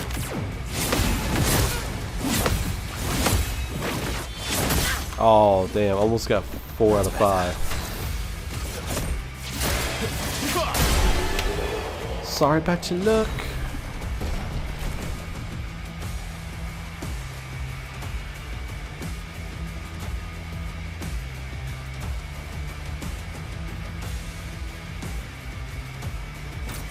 Good stuff. Is that where... Okay, that's where I came. Okay. So I came up.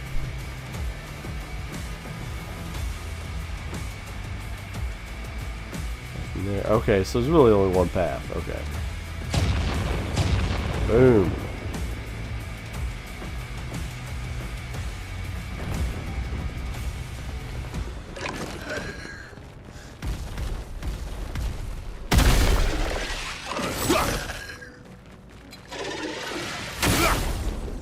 Did I get it in?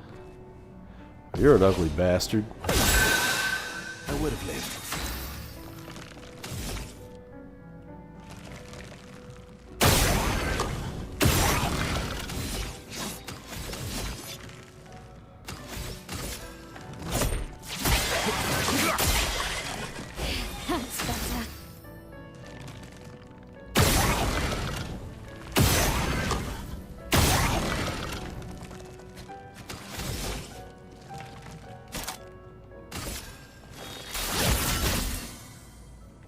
Stain. Ready to go. Fiery. Nice. Now can I break him? Can and did. Absolute destruction.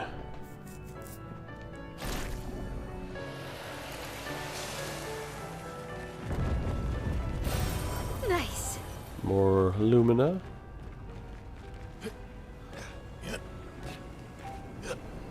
Cannot. That's weird. Weird they won't grab onto that.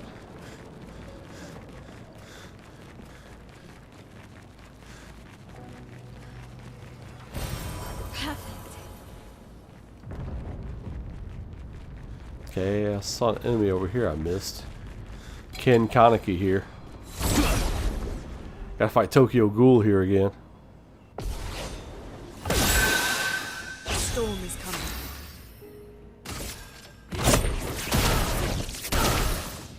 Finesse and bliss. You're outmatched. A storm is coming. Better. Ready to go. Prepare for annihilation.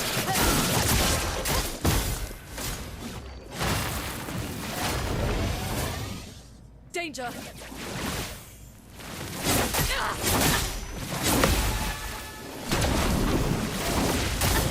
Damn, missed it. Didn't really need it. Bye bye. Thanks for the light show. Nice. Polished chroma catalyst.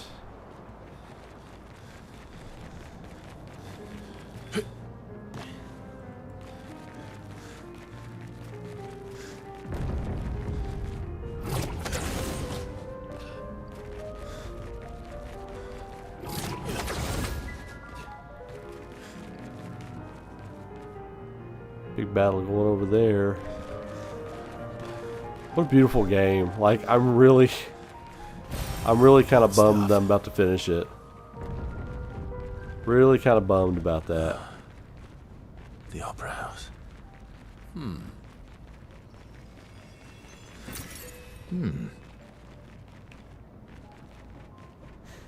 The Opera House. The Opera House.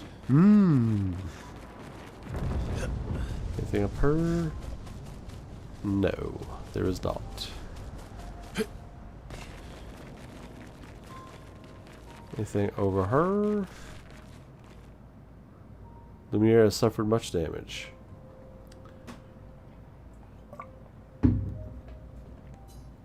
There's something in the water. Ask SKA to bring it to the surface. Well, of course. That's a cool little gameplay nod. Oh, the Journal of Expedition 60, a legendary expedition known for its unorthodox tactics. William, Expedition 60. They mocked us when we said the human body is the strongest of them all. We trained relentlessly, and now our bodies have achieved the pinnacle of human performance. They're all Batman. With which we are able to crush our enemies. We are so much more agile and aerodynamic without the heavy uniforms constraining our glorious muscles. With Leslie's unstoppable training regime, we are impervious. That's how we were able to charge through that ghostly Gamage barrier and reach the Paintress. Wow. But it seems we've been wrong about what she is. The Paintress is just as trapped as we. The real terror lies beneath the monolith. The rest of Expedition 60 marched on to confront him, while I was tasked to warn Lumiere. But it seems I might have run out of time. One last swim separates me from Lumiere. But even with my mighty muscles, I don't know if I can outswim the Gamage. So here I write my final message. Yeah, they were like Spartans. We'll save the world. And don't waste time on the Paintress. Aim for the bottom of the monolith. They were Spartans, basically.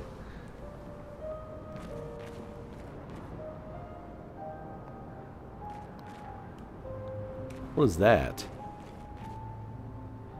I guess it's trash. It looks like there's something standing over there looking at me. Ew.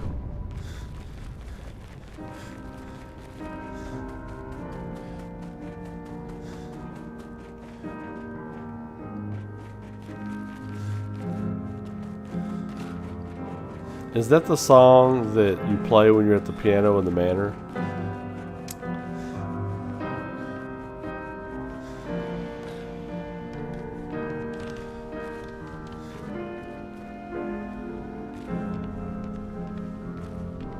So, okay, the little boy without the face, that is him.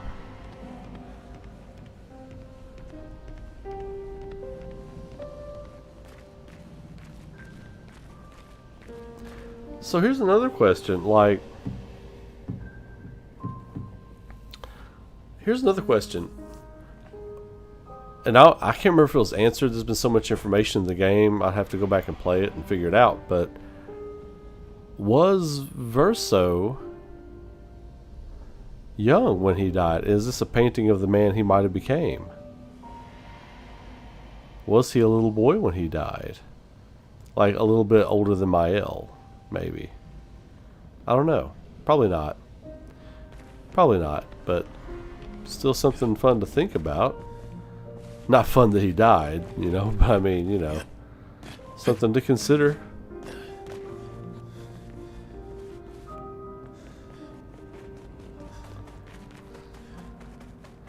Must check every place. Yes. Great. Some more Lumina.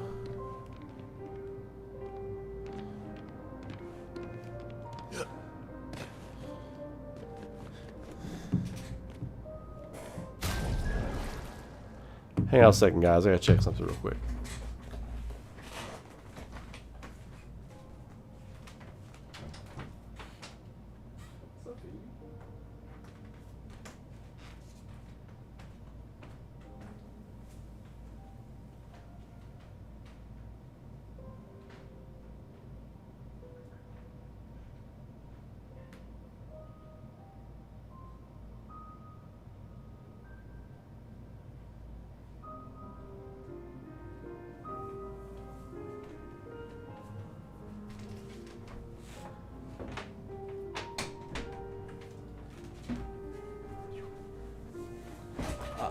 Okay. Alright, back. Why's Verso leaning like all Smooth Criminal looking? My second Smooth Criminal reference in this stream. My bad.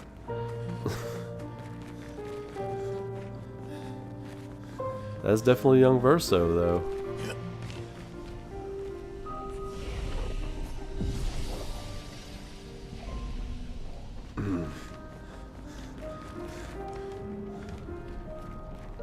Oh. They hit that on me. Lumiere, music record that can be played at camp.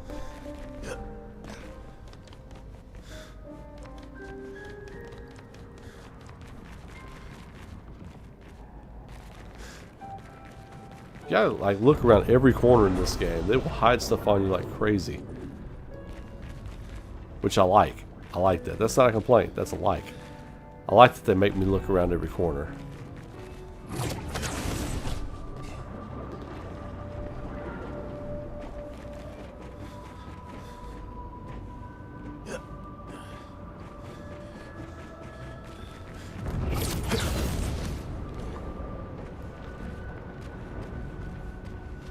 Nevrons from the Axon Islands. What are they doing here?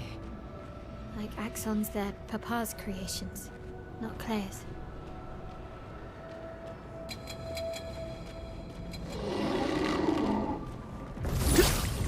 What? Come on now. Come on now. Come on, let me do it. Let's carve a path.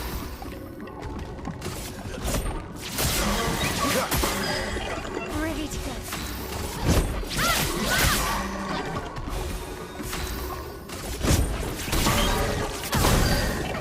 Good.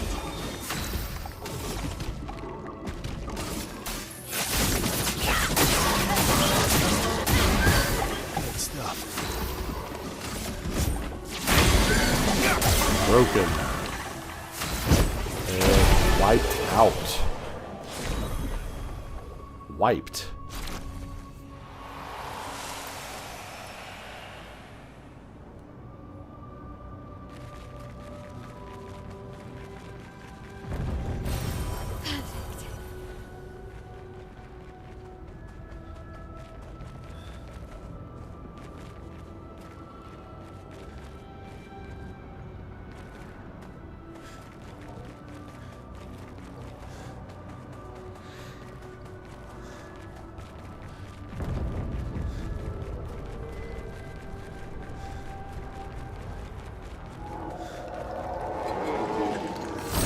Making sure I get everything. Chroma is flowing.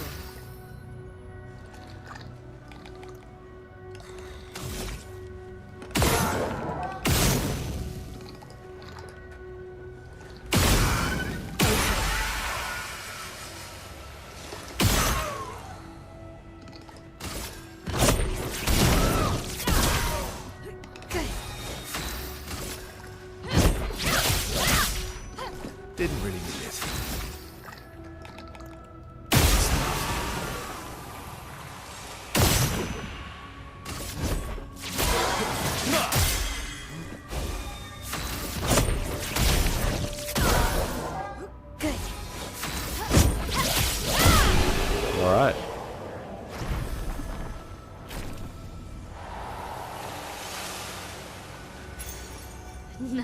Healing stun. Recover 5% health on hitting a stun target.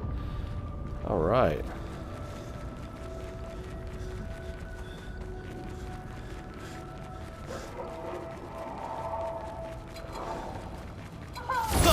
Gotcha. Gotcha. Okay.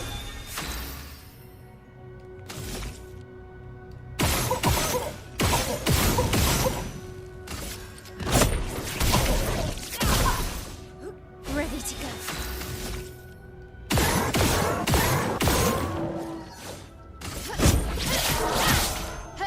I would have lived.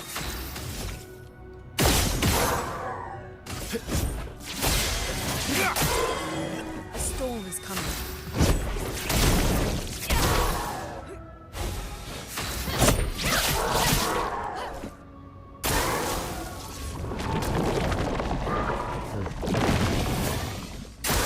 I'm ready.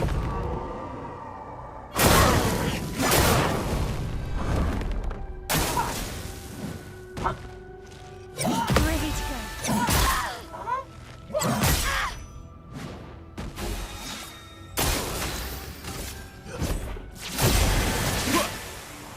Let us stain them. Better. Good. Oh, I thought Let's that was carve so a good. path. This should. Alright. Great.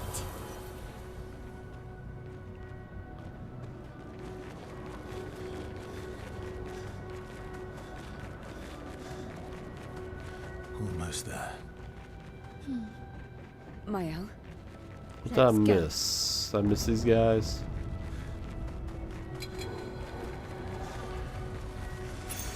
What have we here? Healing stun converted to movement. Okay. Coma. A storm is coming.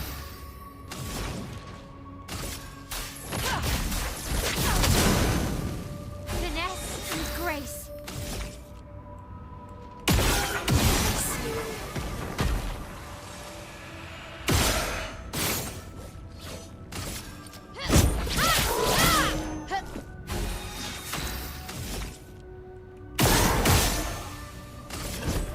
Oh, I didn't mean to go hit her. Damn. Chroma is flowing. Finesse and grace. Get ready. Luna, careful. I knew that was coming.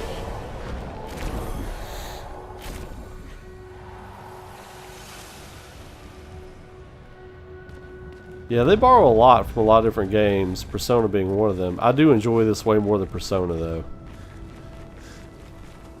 I just think the story's better. I think the story's better. I think the characters are way better.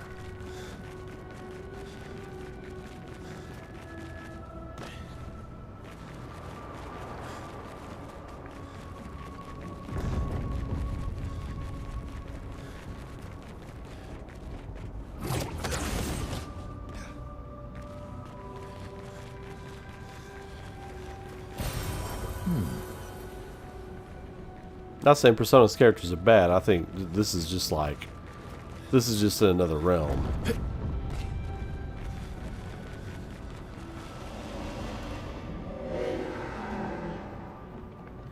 Maybe I should continue. Maybe I should continue. Continue what? Forever, forever. The boy has gone silent.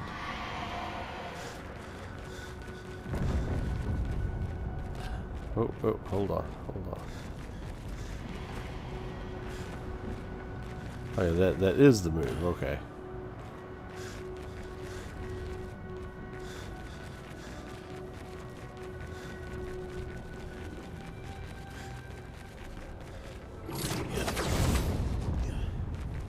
This is starting to look like the area of Old Lumiere when you're heading to the manor to fight Renoir the first time in Act 2. This is starting to look like that. Well, we got a merchant.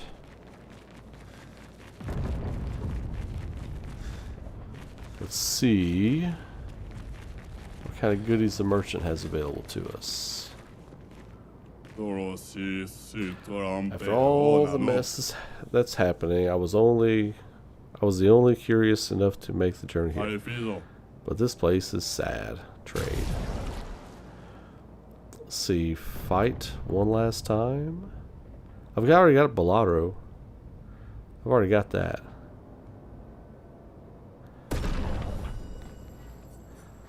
The heavy hit machine. Verso, of course. Of course. Let's carve a path.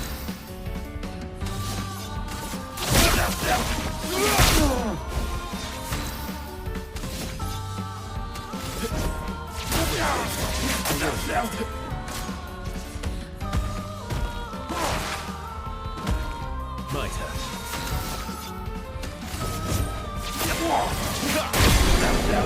Man. Destruction. Thanks for the distraction. Now let me sell you the real goods. Full strength. What is this? I can buy like everything. No problem. This is like insane. Okay. Full strength. 25% increased damage on full health. Oh, shit. Thank you. Chrome can be used at camp to upgrade weapons to level 3. Oh, it's just a basic. Okay. Recoat. Color of Lumina. All of these, please.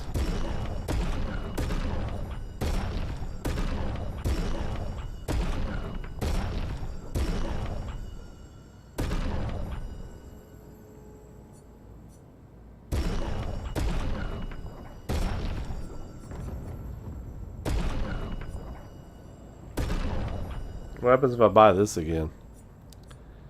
Oh. I guess I don't need to buy these. Let's see, what's the cheapest one?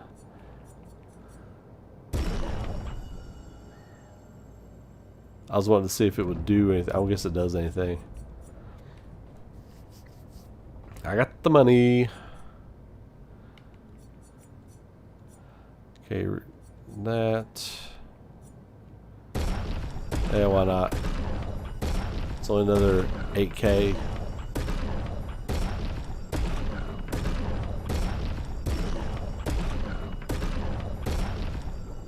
Boom. Alright.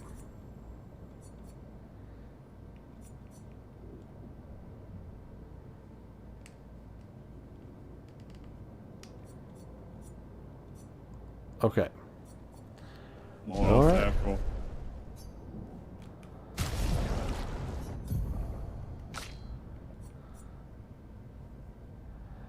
Charging attack.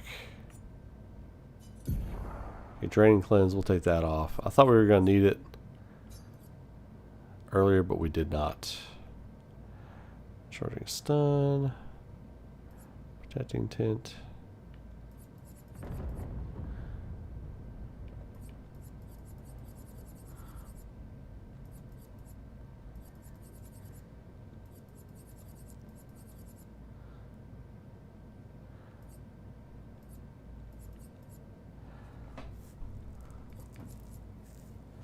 Full strength, there it is. Okay.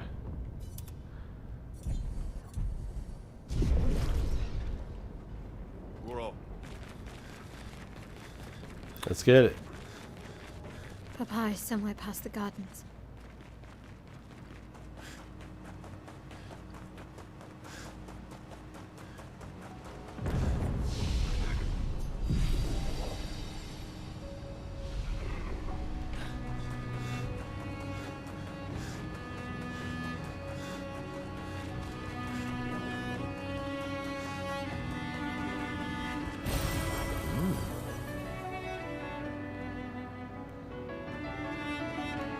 Oh, this is Gustav's theme.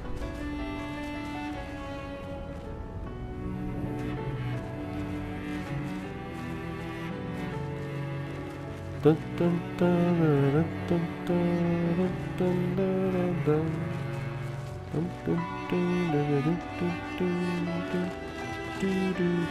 I love this theme. It's a very sad theme. It's got a very somber melody to it, but it's beautiful. Like everything in this game, it's somber, but it's beautiful. It's like it's video game art. It's exactly what this game is. I think that's what the team wanted to make, and that's what they made. I mean, they really did.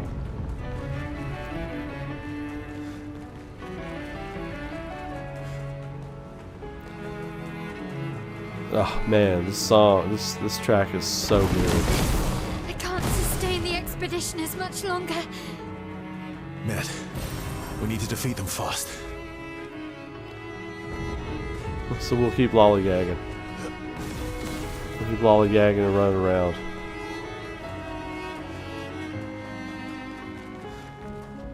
Nothing over here.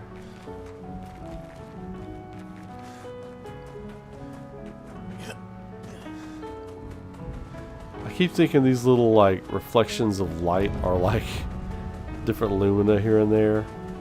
Oh, whoa. That one actually was. Okay, hang on. Lovely.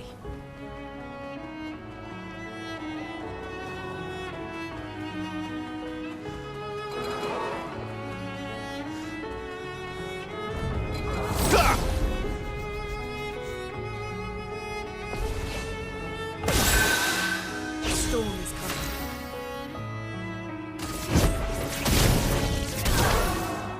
On guard.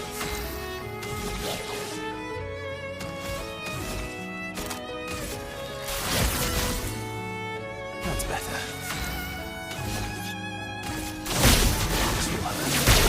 Feeling better.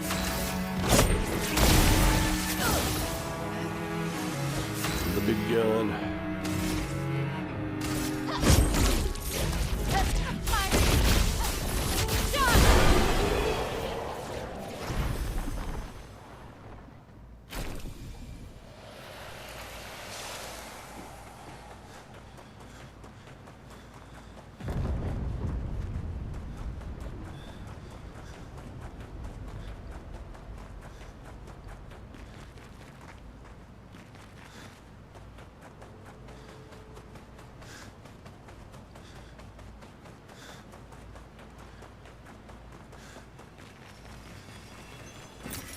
Perfect.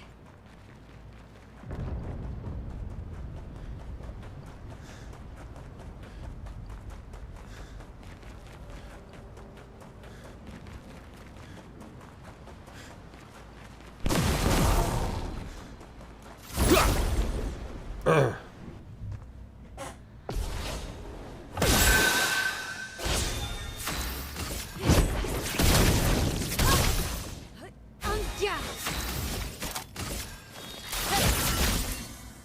Didn't really need it. Didn't really need it. Let the ink flow.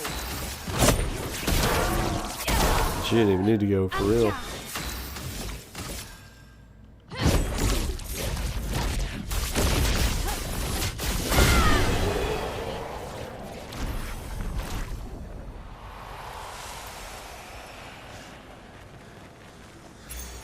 Nice. Gradient fighter, 25% increased damage with gradient attacks. Oh my god. They're just like, here, we're just gonna load you up. We're just gonna load you up. Send you on your way.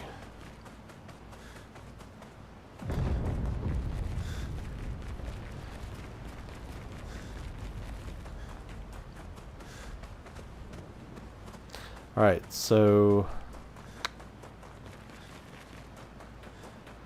I think we're good.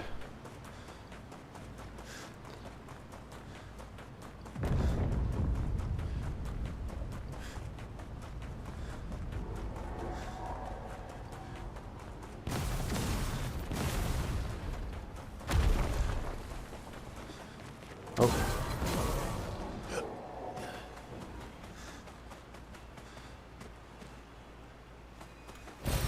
Well, that will help. A recoat. Okay. That will help. Oh, didn't get my first strike on. Let's cover path. Half of my music.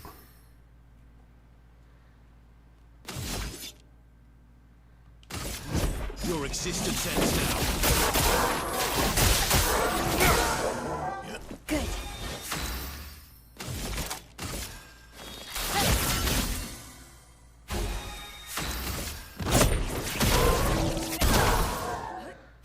That's better.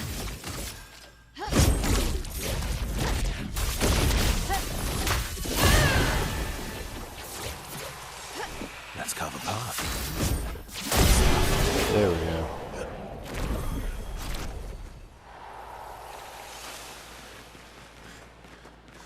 And I was thinking, man, this shit was supposed to be strong. Good stuff. I might want to reconsider taking these guys on.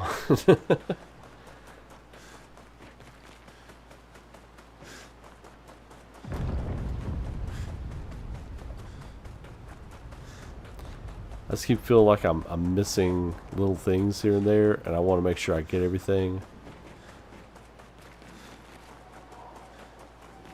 Like over here, I was like, yep, I was about to miss everything over here. See a bunch of stuff here.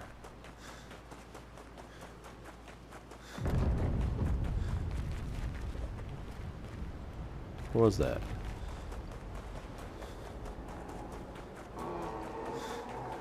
Sitting here.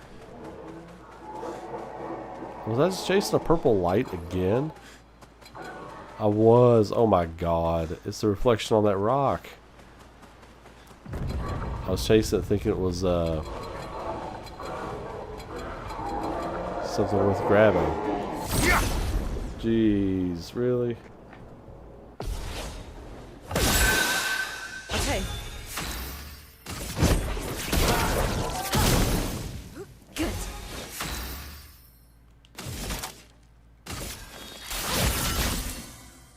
Let's carve a path.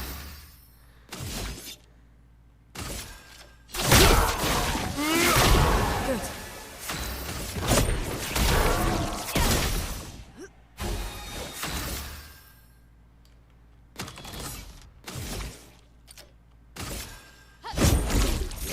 Firing.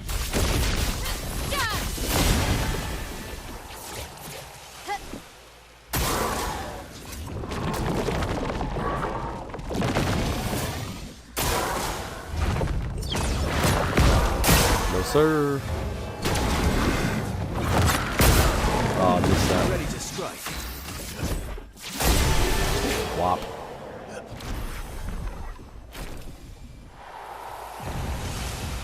Where y'all hiding? Good stuff. Color of Lumina. Oof.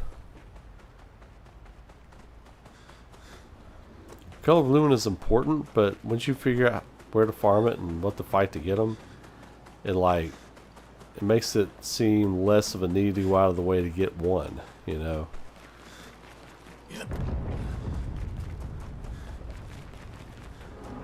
Your father's been extra inspired. Alright, let's do it. Let's carve a path. Finesse and grace.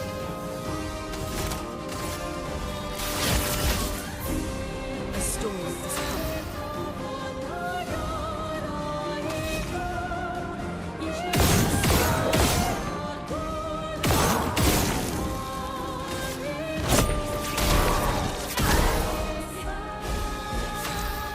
Get this thing marked. I think it was Extended Hall when it's marked. Oh, I didn't get all of that.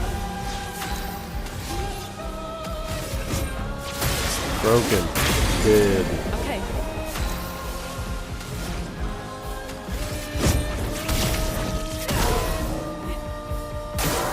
Rooney, watch out. Dead.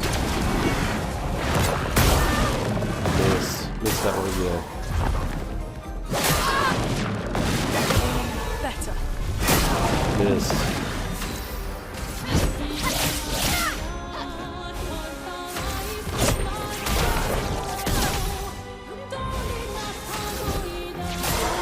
I win. That'll do. Faster than strong. Always play twice in a row, but deal 50%. Oh no, I don't need that.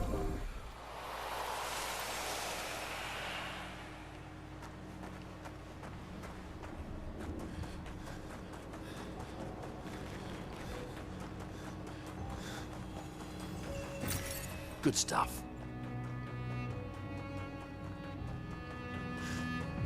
Stop saying Gustav, you killed him.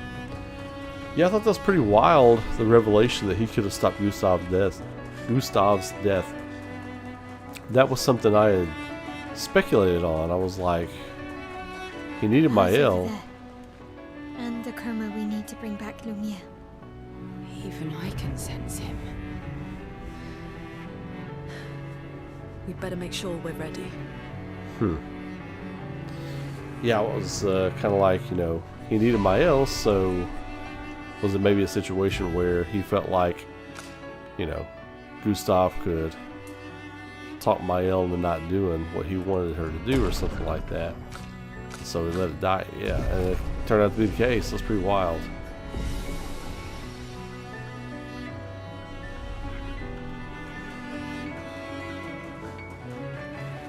Here we go. Is this endgame?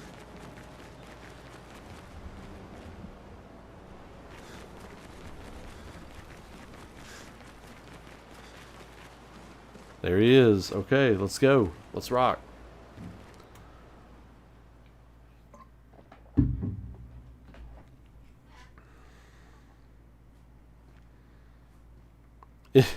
You're right, Anthony. Thank you.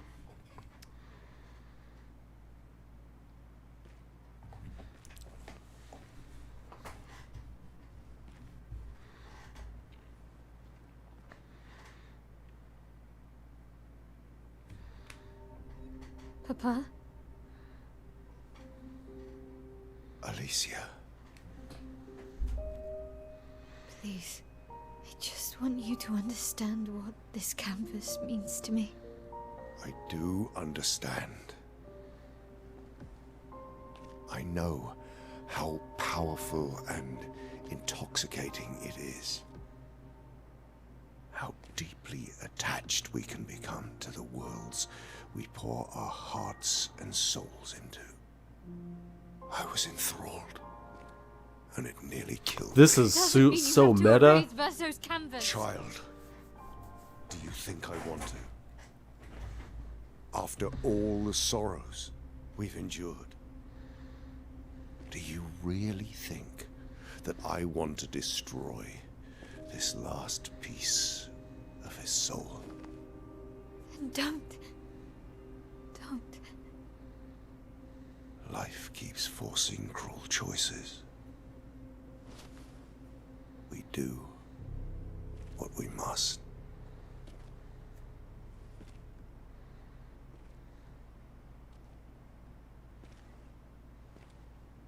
Grief often blinds us, and we make choices we can never take back.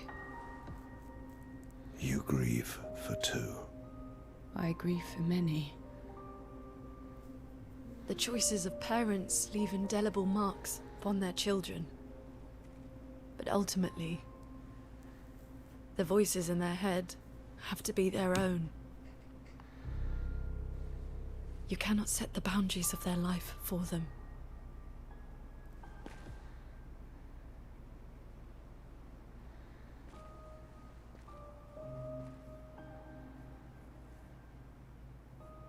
After the fire, you wanted me to find new joy in life. And I tried. But I couldn't. Verso died because of me. How do I get from that to joy?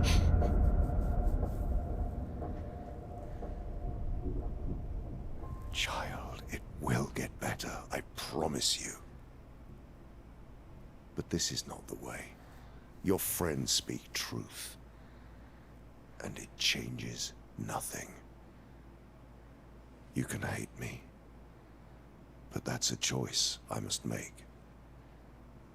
As your father, I must look out for you. Especially when you can't look out for yourself. You treat me as if I'm still 5. I treat you as if the shadow from the worst day of our lives is going to suffocate you and take you from us too!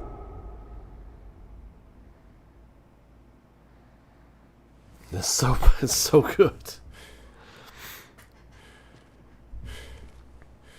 Enough.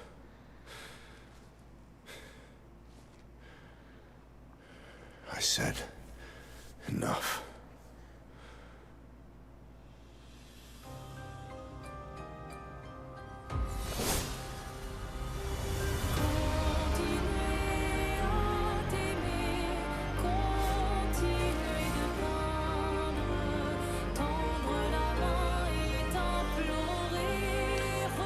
Verso doesn't have a dog in this fight because this isn't Verso's version of his dad.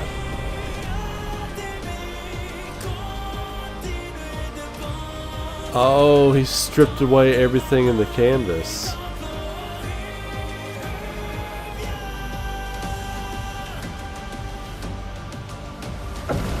It's the painter's workshop. Now is this going to be the true, like, fake? Yep, there he is. The true faceless, like, version of Renoir. Okay. Okay. Alright, alright. This is very cool looking. This is very cool looking. Oh, man.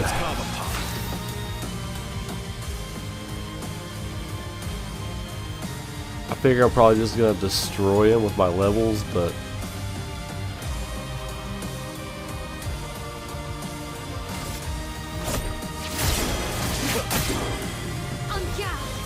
yeah, I don't want to just destroy him, you know? Okay.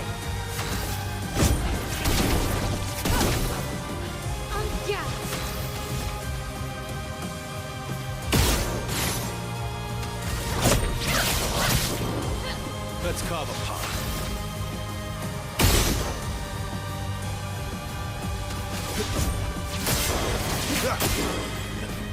Watch out.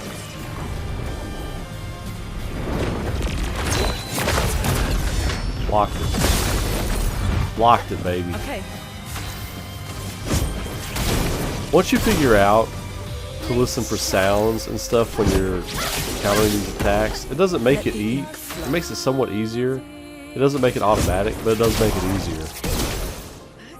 We need it. God.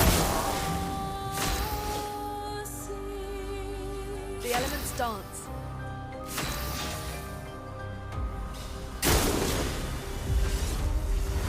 Yeah, see, I want to see some of this. We must accept things as they are, not how we want them to be. Oh, wow. That's wild. There's the one from Miles' story. What would Verso have wanted? Truly.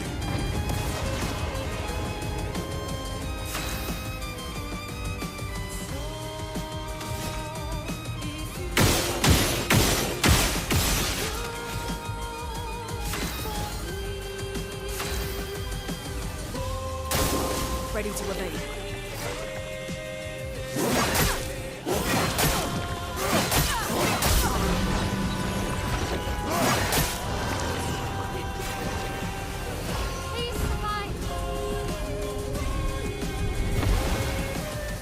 Okay. Stop this insanity. It's time to go home. I'm glad I didn't just destroy him. I do love a challenge, but this is beginning to irk me.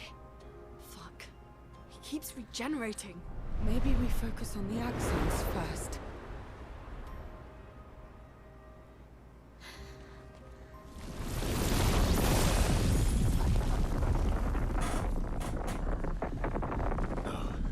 She can't.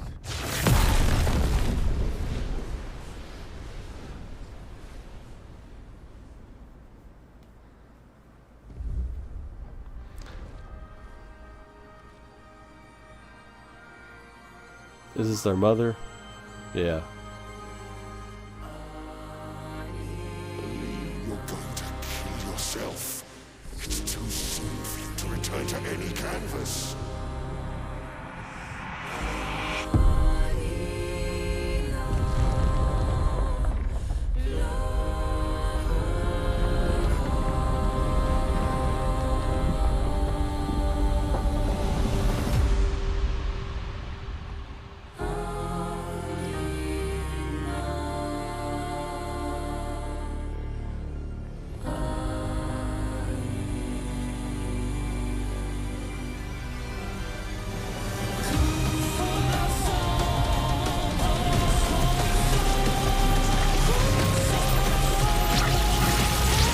I feel like if I had wanted him, I would have missed this stuff.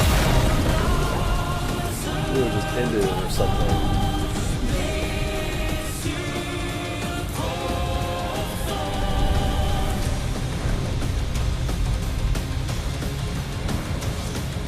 So she's keeping them busy.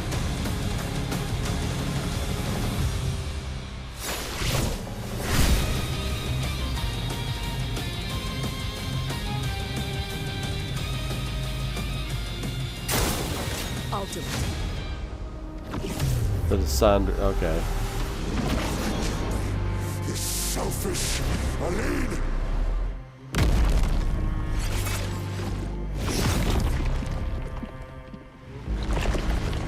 What?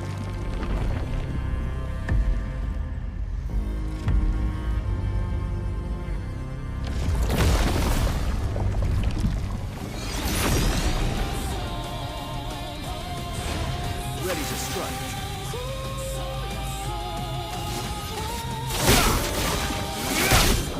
Spill some ink. Alright, now we can fight him.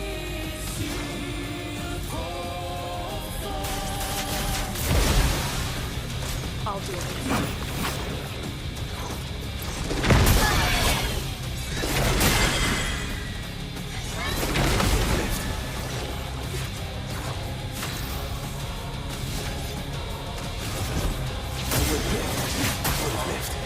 This will hurt.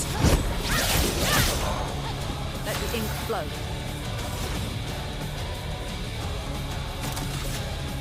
This music is going. Converge! Incoming.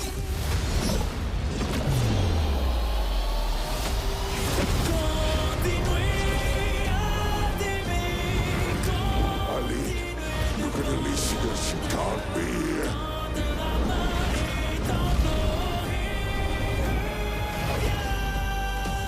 Aline is supposed to be you and me.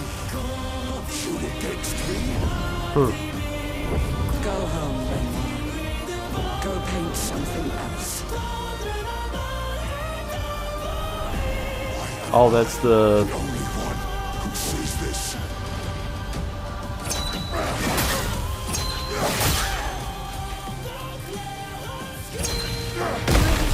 Blocked. Blocked. You don't Poof. have to die yet.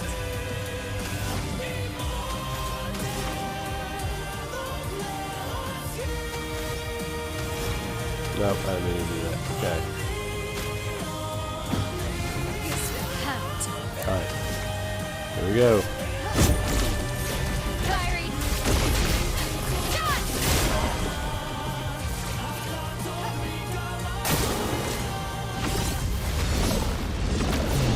Aside, the canvas is killing you both. Is Verso gonna get the killing blow here? Nope. Okay. Oh, I guess that's the end? Okay, alright.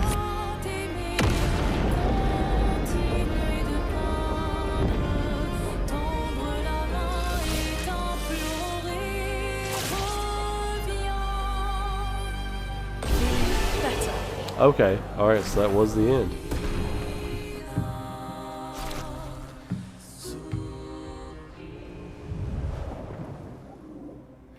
Ugh.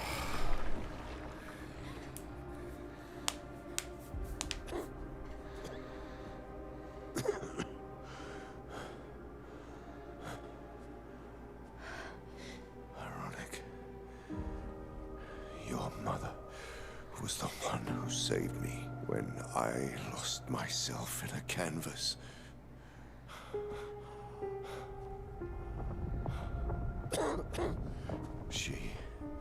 She taught me how to safely use our gift. How to soar without flying too close to the sun. We painted hundreds of canvas worlds, pushing the very boundaries of creation. And she never let me forget that every day we spent here has a price.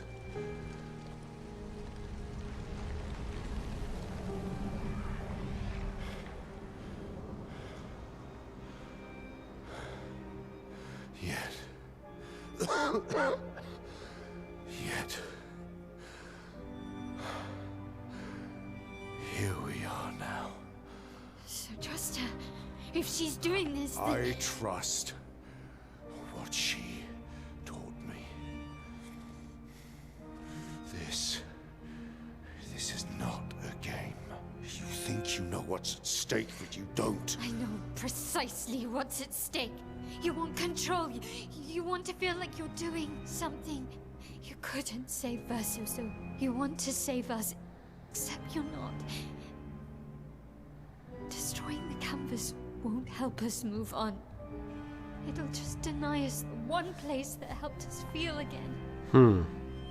67 years. 67 years I spent trapped within the monolith. But I persisted. Do you know why? Do you know why I cannot leave her or you behind?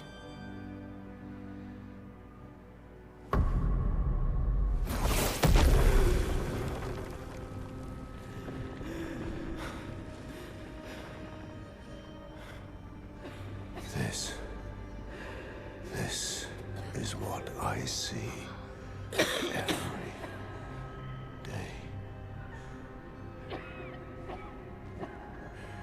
I cannot spend another day with living corpses. Since the fire, our family has crumbled. Aline in the canvas.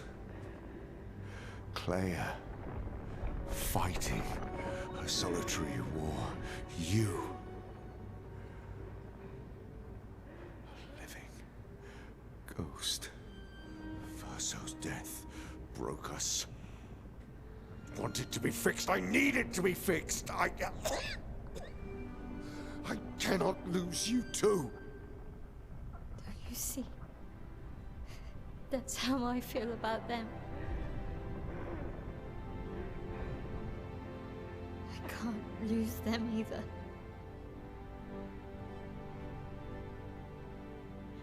I've lost too much. Papa, see? I've lost so much. We both lost so much. Papa, I don't want to lose you either.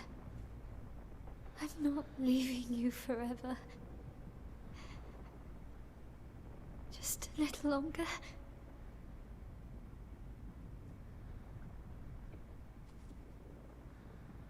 I want to trust you, but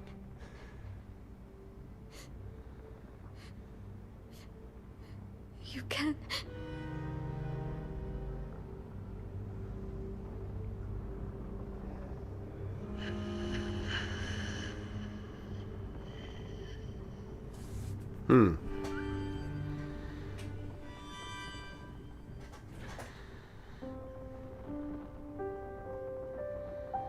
Snap. Keep the light on for you.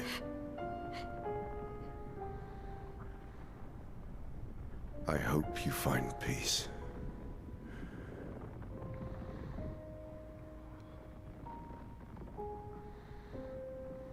hold on to each other.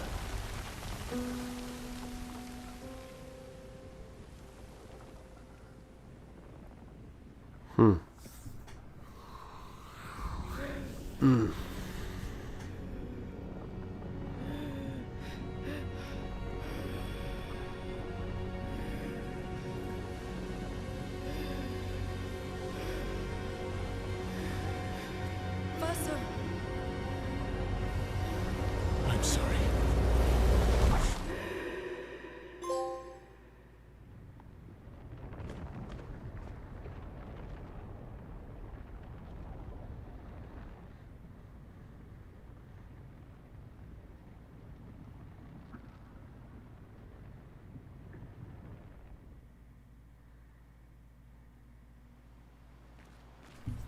Oh, what are we doing?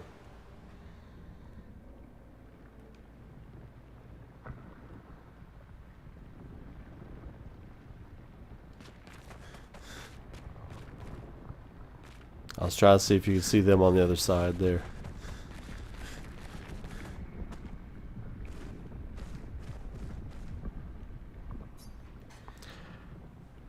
It's time to stop painting. Oh, this is his little bit of soul that's still inside the canvas. Oh, I didn't mean to do that.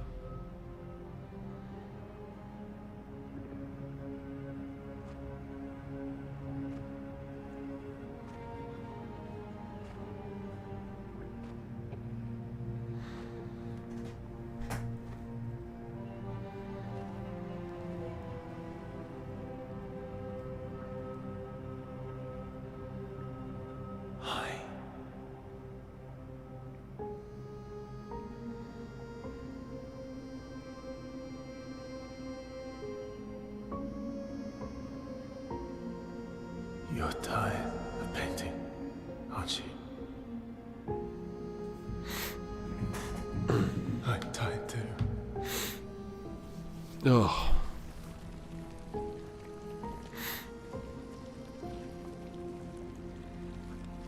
Oh. That's...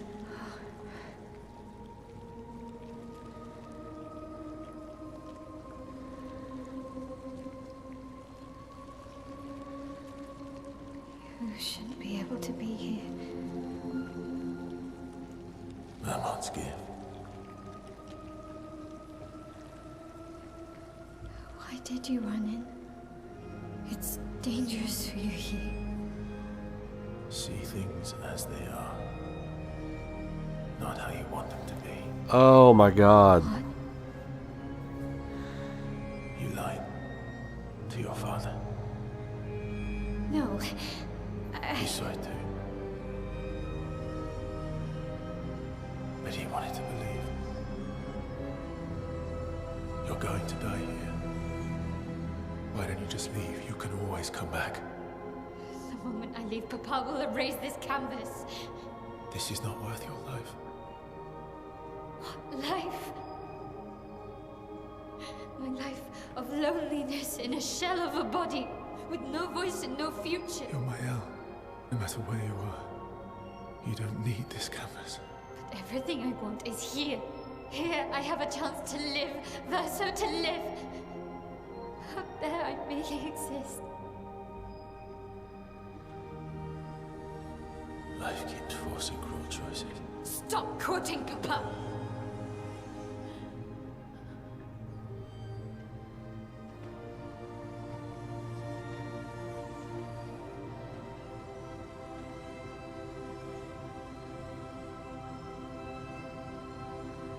It's time to stop painting.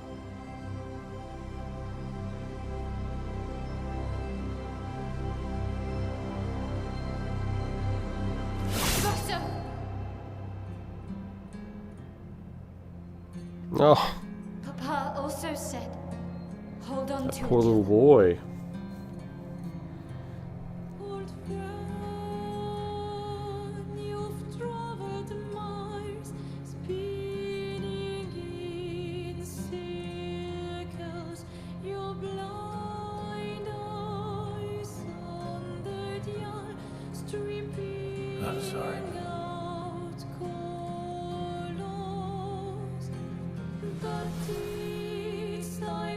Hmm.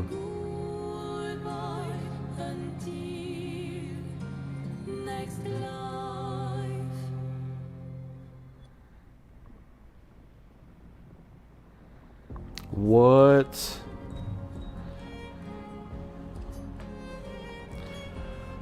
What? Oh my God, what? Oh no.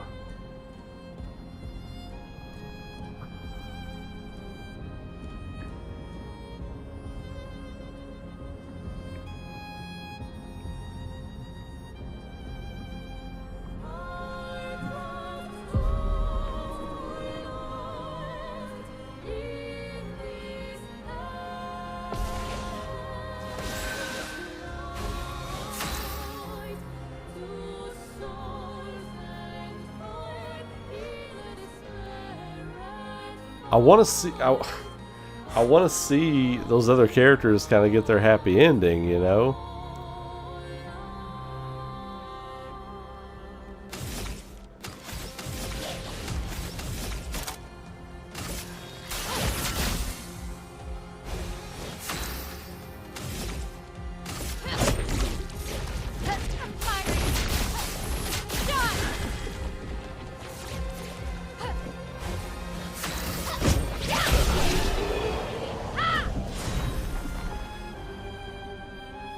Hmm.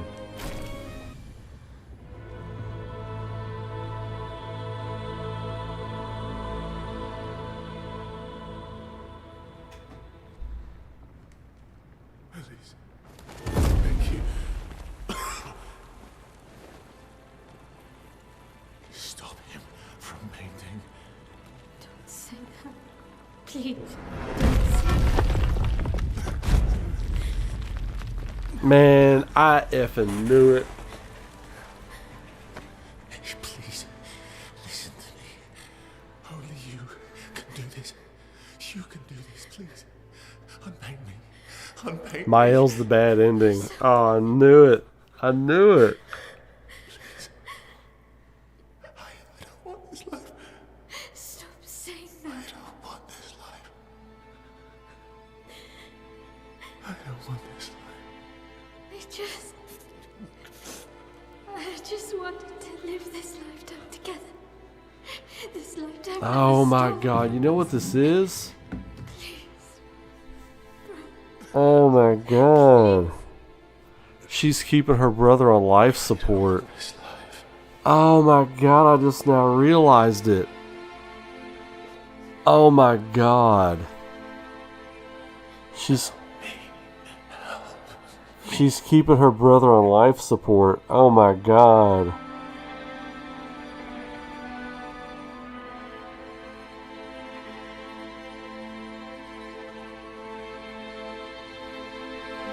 What?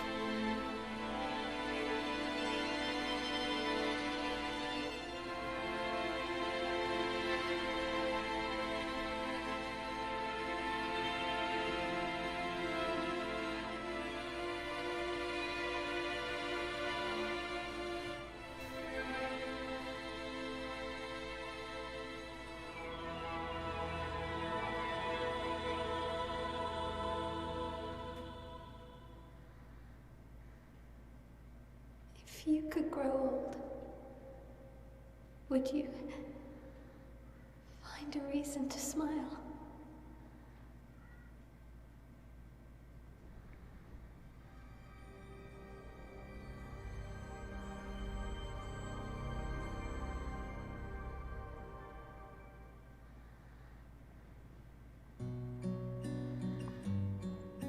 Damn, chat.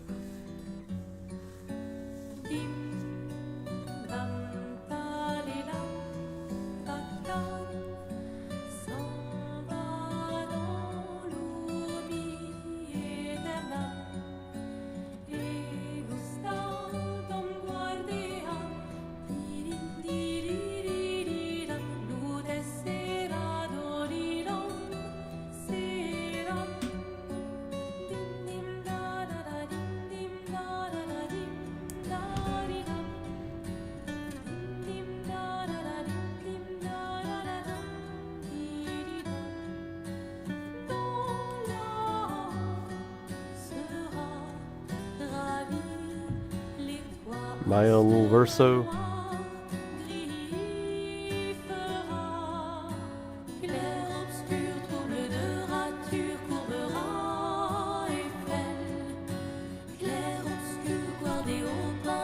Is that?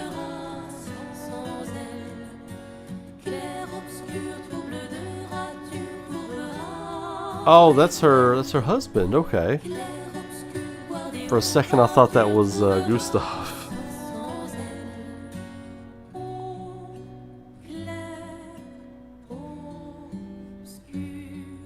That is. You're right. That's one of the apprentices. You're right. What? My boy. It's my boy.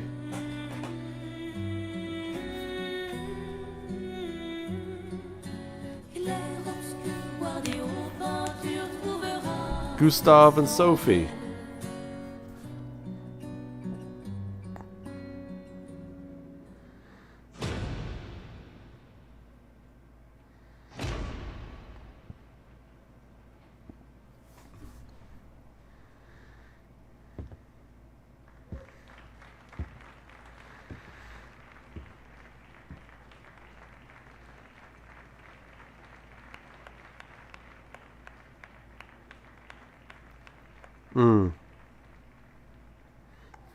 I really chose Gustav, that's right.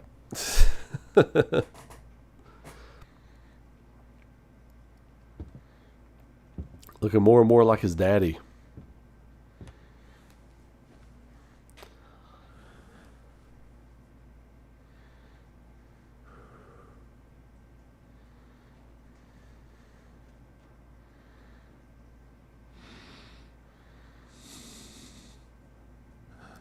So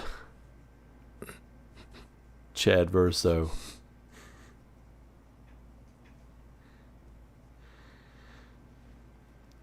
Looks like he talks like a real heavy cowboy accent. He looks like Anson Mount from Hell on Wheels. That's exactly who he looks like.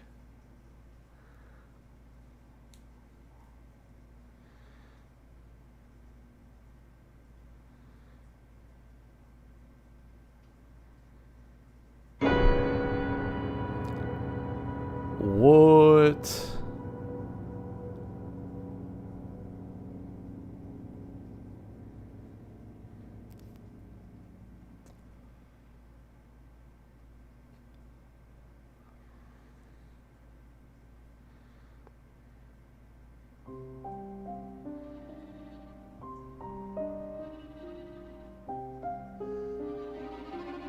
Wow.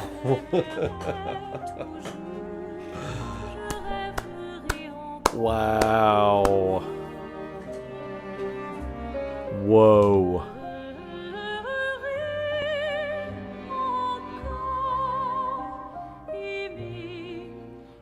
Wow. Okay, so when I realized it was a metaphor for keeping someone on life support just because you don't want to be without them, and that's not what's best for them, just let them move on. You don't realize that until you make the decision. Wow.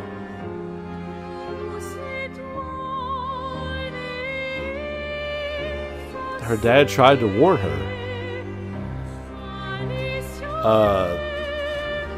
He did. Like, Renoir tried to warn her. He's like, you're gonna spend too much time in here. This isn't real. This isn't real.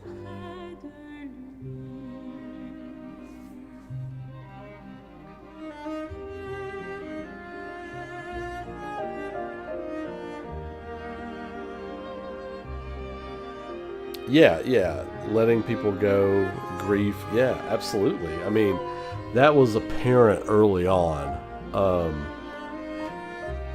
But yeah.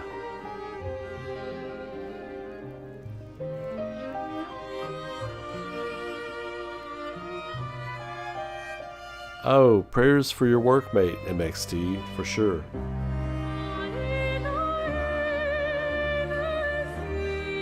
Easily the goatee. I love that concept art right there.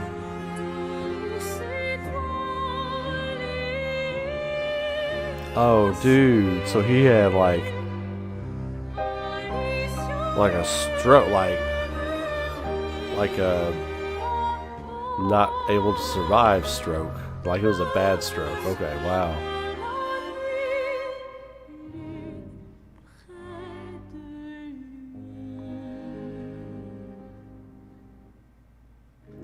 Yeah, that was a crazy ending. I'm glad I selected that one first.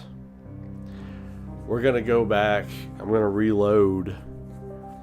And just... Gustav, my boy. We're going to go back and reload after this is over. And like wreck the final boss. Not going to play around. We're going to wreck him. And then we're going to select the Verso ending.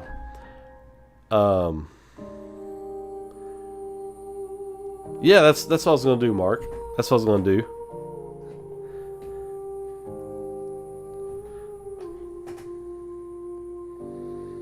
What an incredible game. Like, I'm just like, what was powerful to me about that ending was Verso kept fighting against his father when his father, the version of his father, was forced from the canvas.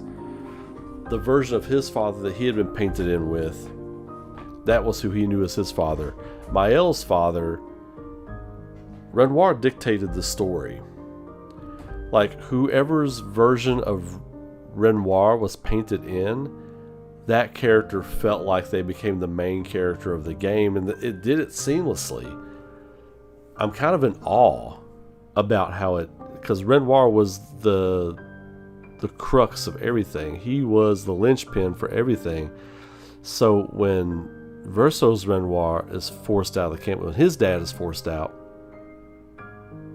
and then Mael's dad is painted in, she's the main character at that point. But it was still both of their dad.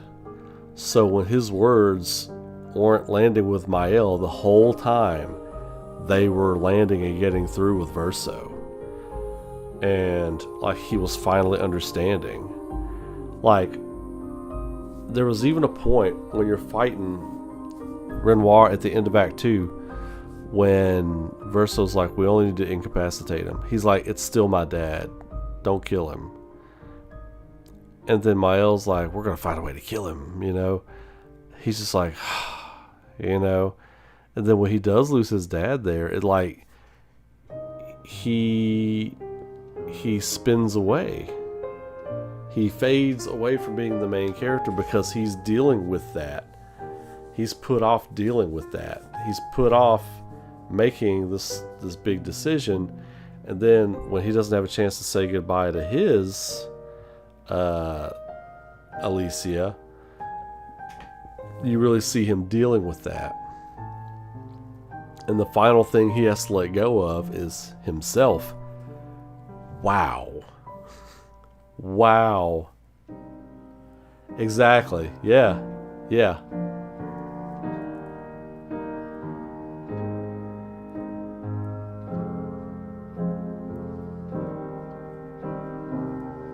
Yeah, well, that's what I was thinking too, Zach. I was like, man, it really is. I think about the Metallica song 1. And if anybody's ever seen the video for that, it's basically someone who's just trapped in their body, just existing on life support. And I was seeing that music video and hearing that song the whole time, experiencing what was going on with Verso and what was going on with Mael. Verso's dead and his soul is on life support, basically. Mael is living in a flesh prison, like she's a prisoner of her body, basically, at this point. Both of those things are compelling. But I chose Mael's ending because I figured Verso's ending was the good ending, but I wanted to experience that because I was like, I don't want to send Mael back to just being a burn victim who can't really talk well and missing her eye and wiping away all these people she's come to care about inside the canvas. So I want to get that one out of the way first. Production dogs. Minoko or Freya.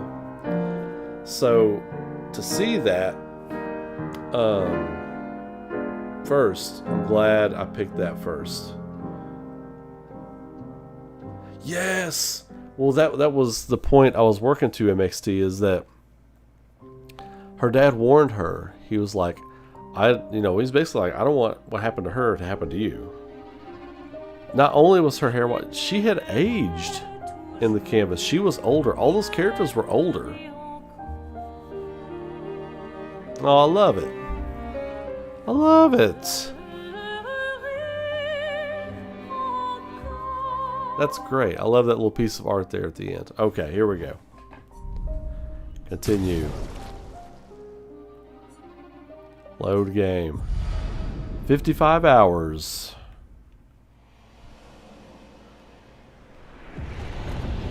Oh shit. It didn't start me from... Wait a minute. Oh, it did. Okay, I'm right here. I started to go back the other way. Alright. Alright, let's do it. Well, yeah, the little boy... What made me think that Mael was kind of in the wrong at that point was the little boy was reaching out his hand for Verso. Wait a minute. Wait a tick. He was reaching out his hand for Verso like he was ready to go.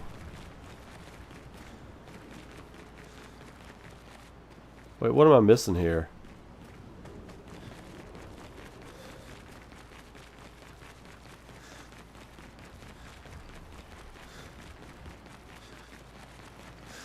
Do I have to beat the creation first? Do I have to kill the creation? He is here doing what needs to be done, but I can't do anymore. My sake, and theirs. Boy has gone silent.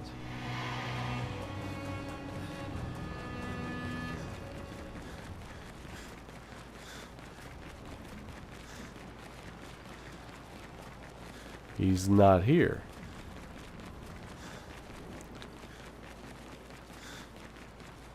Okay, so load an old save.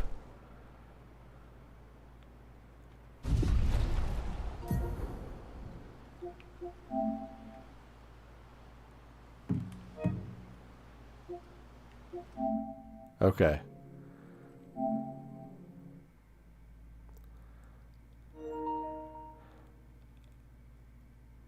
Okay, I see. Okay. So I didn't load an old save, it just put me there. It's like, hey, here's your play after the game's over game file. Okay, got it.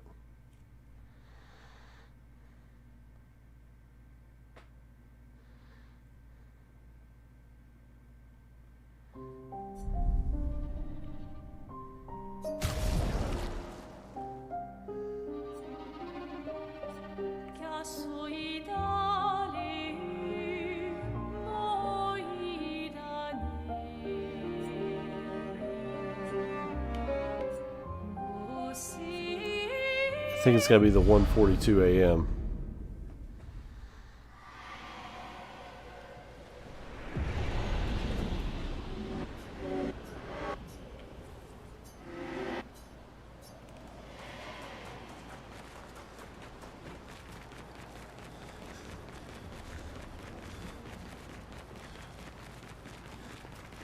Okay, hang on. That was not the correct one.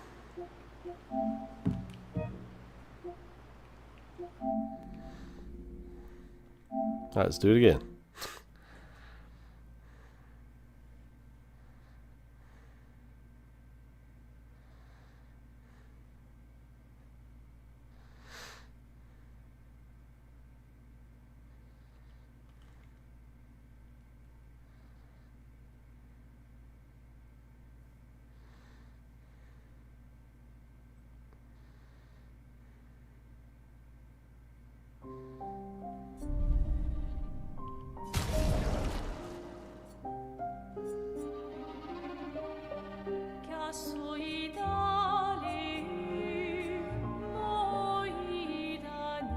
I'm gonna go with the 10:30 or the 1:30. I'm gonna go with the 1:30 a.m. Here we go. Okay. Okay.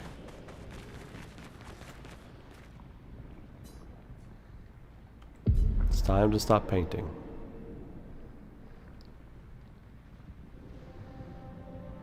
Alright. I gotta live through this all over again.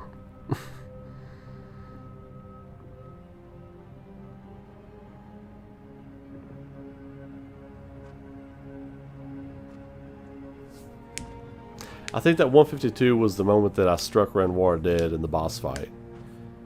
Then it was about 20-25 minutes of scene.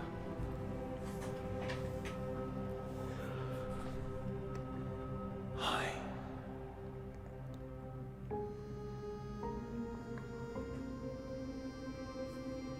But yeah, when the boy, his soul's reaching out his hand for him, and Mael takes her sword and bats it away. I'm tired too.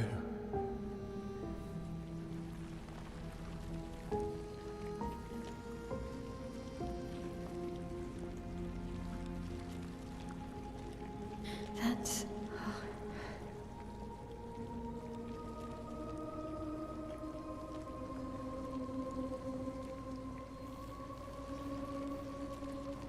You shouldn't be able to be here. Mamon's gift. Why did you run in? It's dangerous for you here. See things as they are. Not how you want them to be. What? You lied to your father. No. He saw it too. But he wanted to believe. You're going to die here. Why don't you just leave? You can always come back. The moment I leave, Papa will erase this canvas. This is not worth your life. What life? My life of loneliness in a shell of a body, with no voice and no future. You're Mael. No matter where you are, you don't need this canvas. But everything I want is here. Here I have a chance to live, Verso to live. Out there I merely exist. I love... Forcing cruel choices. Stop quoting Papa! I love the morality of this ending. And we'll talk about it in a second. I want to see what this good ending is. Or the other ending is. It's time to stop painting. There isn't a good ending or a bad ending, I don't think. I think there's just the other ending. See right there? I felt really bad for the little boy. Papa also said, hold on to each other. Old friend, you've traveled miles, spinning in circles. Your blind The point of this whole thing... I'm sorry. It's always the Obi-Wan thing. From a certain point of view. Whose point of view are you siding with here? There is really no right or wrong. It's about perspective. It's about point of view. That's the duality of humanity.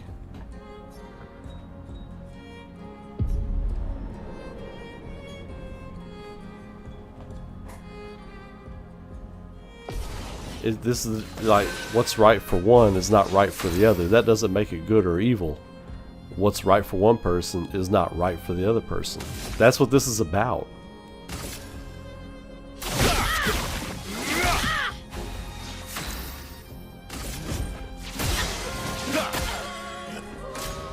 Verso, stop! You can't just decide this for everyone! We're all hypocrites. Doing the same thing to each other.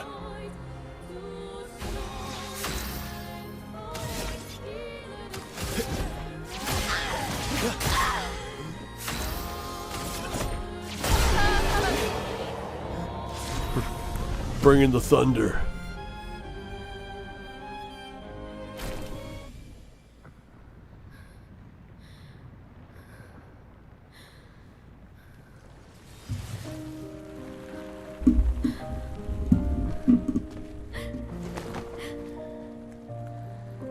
There they go, playing that piece of music that sounds like To Xanarkand again.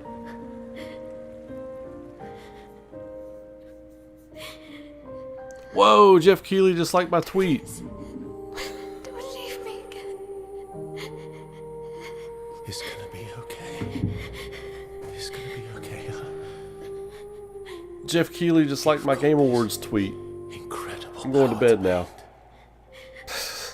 You'll never have to suffer a life you don't want. You're okay. You're okay.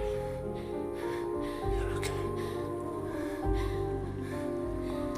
This is really beautiful.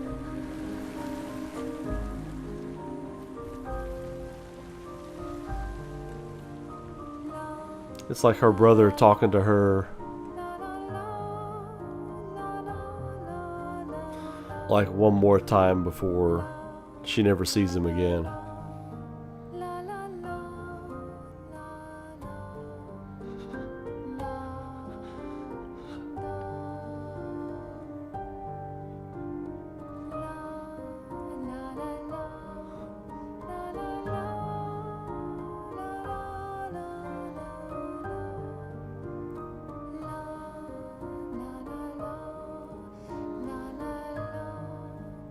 Oh my God.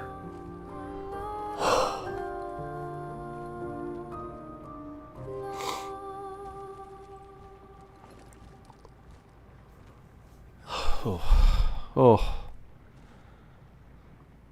Oh my God. I will miss you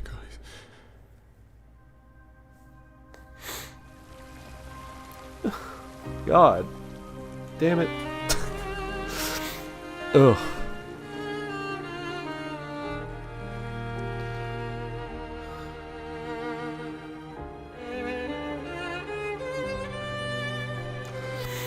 Ugh. Oof.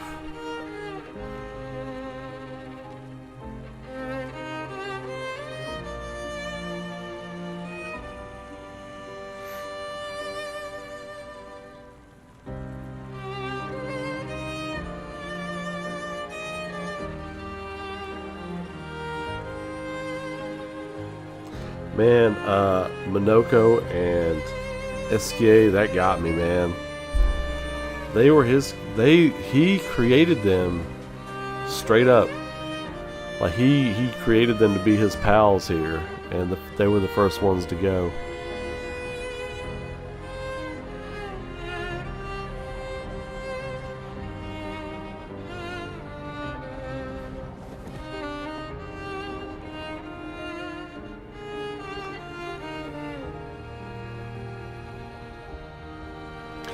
Not to be lost in all this is the fact that this is a person who chose to move on. This is a person choosing to pull the plug on themselves. Man, that's...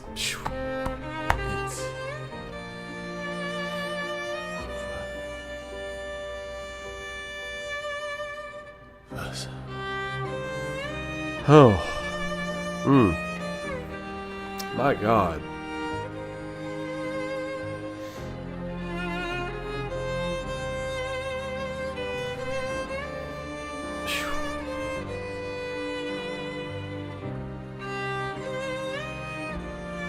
He chose to pull the plug on himself.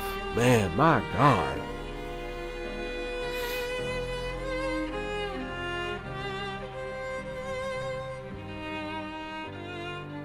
There it is.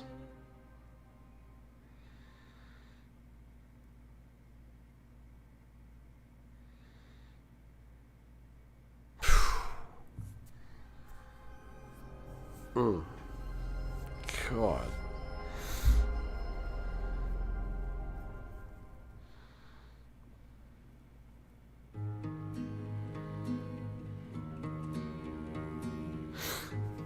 Oh man, what an ending.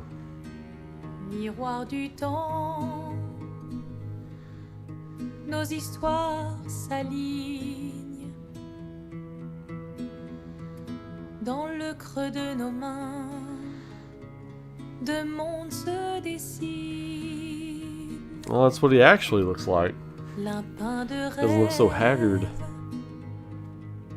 où le chagrin s'efface. And there's the paintress. L'autre nu et réel, où notre deuil prend place. Can we get her an eye patch? Au lendemain non écrit, sous les étoiles, où tout commence, rien ne finit. Wow. He's only 20, was it 26 years old? It's Clair. Les liens restent éternels dans le dessin. Toi le vierge, horizon lointain. Peignons ensemble les couleurs. Oh, she's got an eye. It's just red.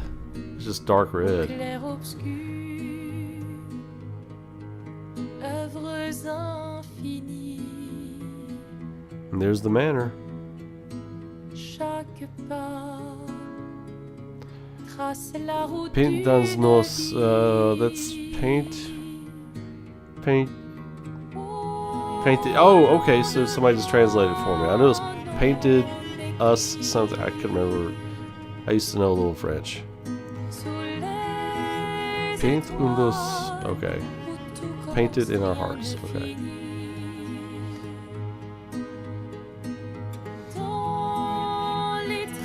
This is the ending right here. I mean, this is. Oh my God.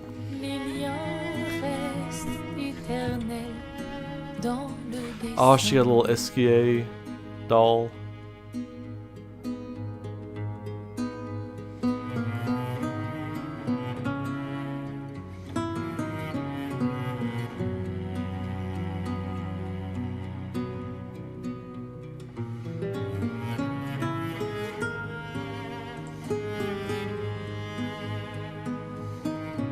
What a character Renoir is, man.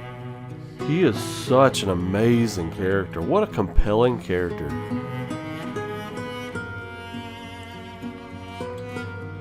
I don't know if I'd say good or bad, but I would definitely... Oh no, what are you doing? Don't do this to me.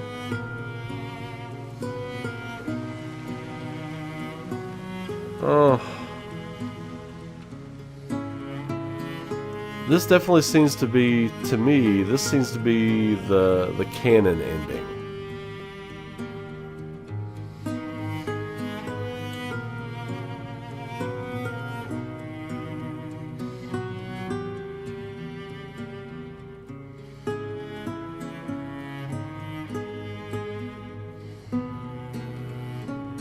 You're not wrong, Peach Booty. You're not wrong.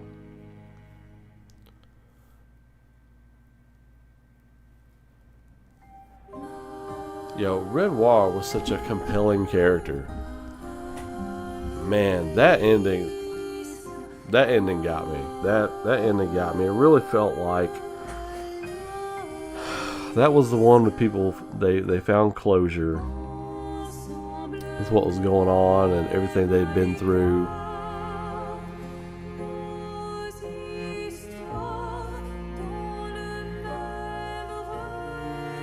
It's very complex. Like the game, the story, the narrative is very complex. There's so many moving parts.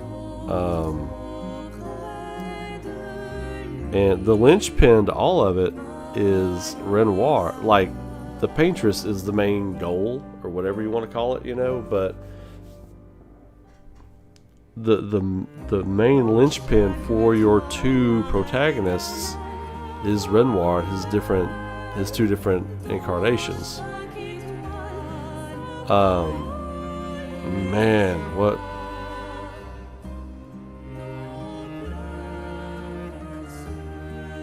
Is this different, like, art at the end? Is this different concept art?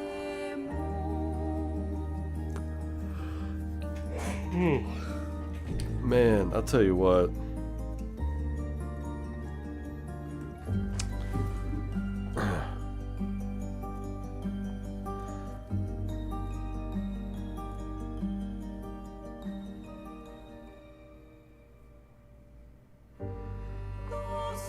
Just how incredible, man.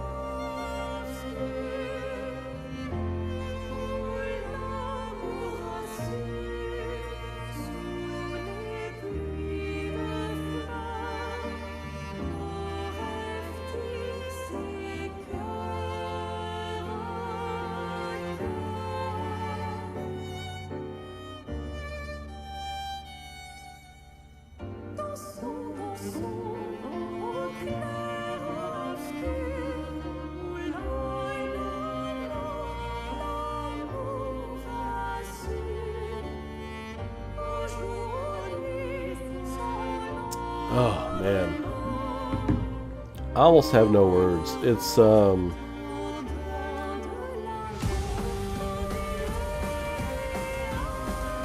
it says a lot. I mean, it says a lot that, like, my first thought is there is no right or wrong choice there at the end. It's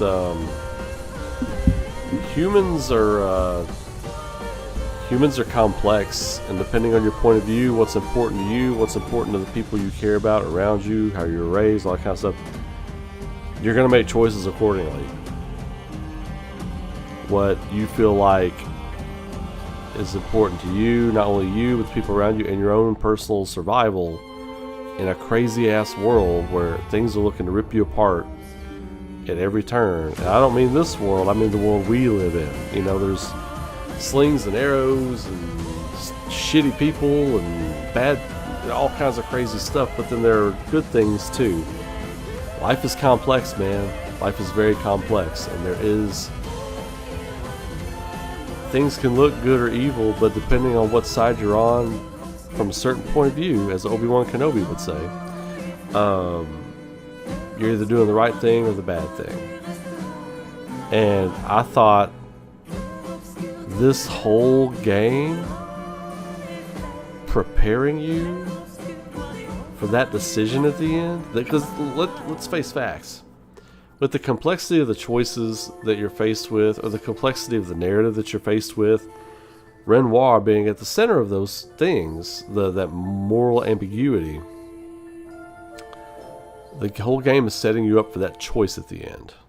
You know, make one choice, you see the good and the bad. You make one choice, you see the good and the bad. For my part, when you erase the canvas, it's like that is very real. That hit very, very real. That hit very real. Family is complicated. Life is complicated. You know, that is very real. And it that was pretty intense, man.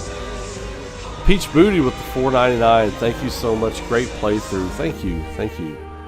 That was so fun, and that was exactly what I needed for jumping back into streaming. If you all recall, like, I was jumping in to play Oblivion. I was like, well, I guess I'll give Clair Obscur a shot. My God. Here we are, like, what, 3-4 weeks later? Like a month later. Just, I mean, I'm so happy with this game. I'm so happy with the story. What they pulled off with it. What they were able to do. And to show what is possible in this medium, to show what is truly possible in this medium. This was like above and beyond. And this is going to blow a lot of people. I mean, this is still going to blow people away that haven't played it. Man, I really, like, I'm still kind of getting choked up a little bit about that Verso ending. Like, you know, him looking at his child self and having to make that choice.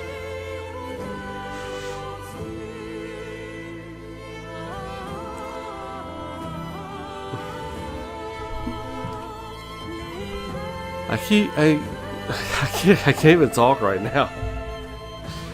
Holy shit, I can't even talk right now. Let's see.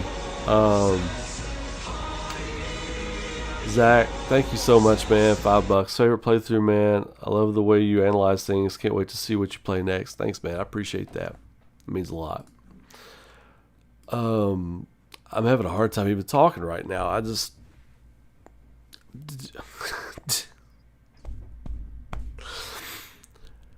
During that ending with Verso reaching down to his child self and just being like, me thinking of, you know,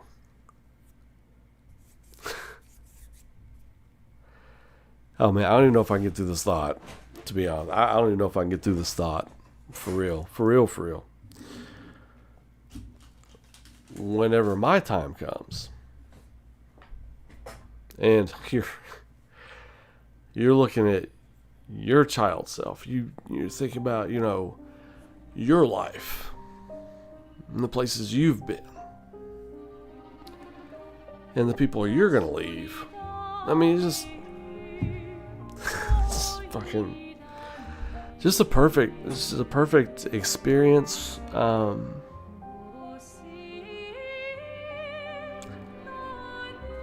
Movies don't do this to me. TV shows don't do this to me.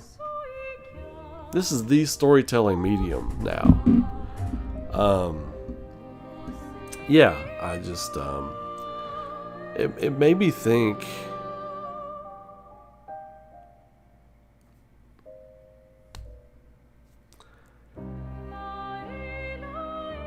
It made me think of my younger child self. Made me think of that little kid, Ray Ray. That's what people called me when I was a kid, Ray Ray. Hey, Ray Ray. That little kid that's still inside of me, you know. That the hang on.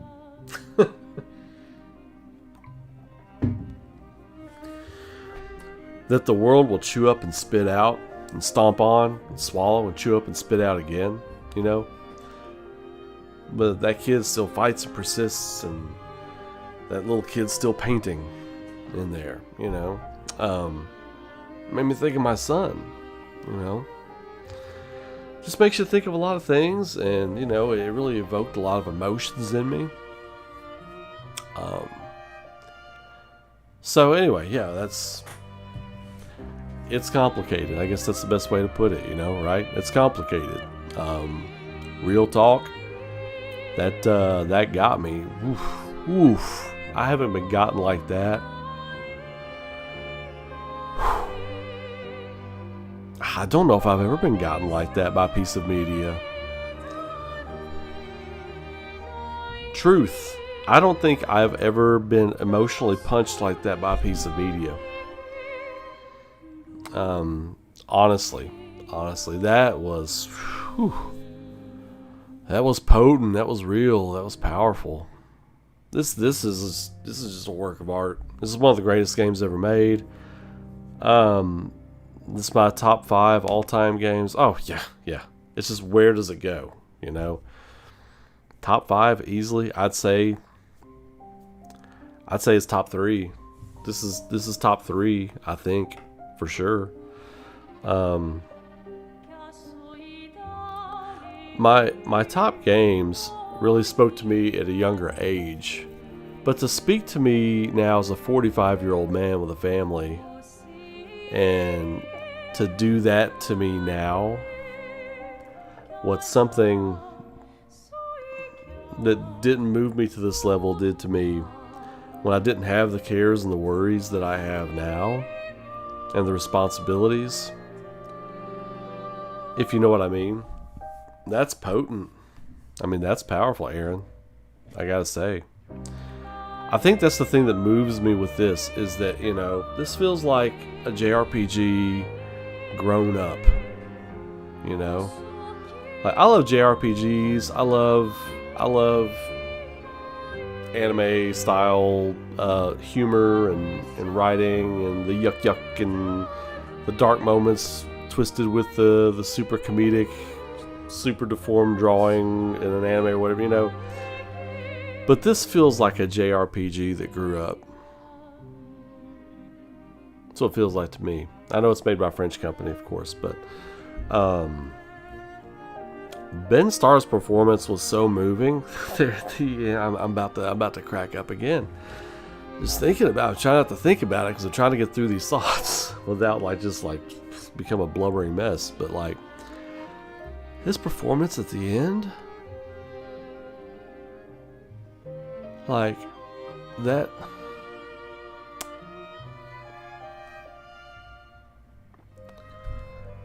That was next level. That was next level acting. Not voice acting. That was next level acting. And voice acting is acting, but you know what I mean. You know, sometimes we think of voice actors as, you know, just doing voices and doing all this other kind of crazy stuff and getting here and getting here. And no, this was next level acting. I mean, fuck. That.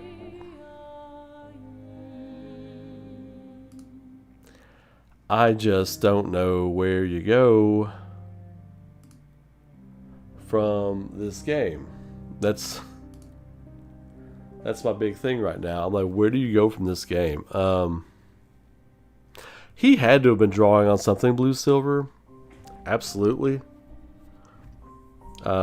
He had to have been drawing on something.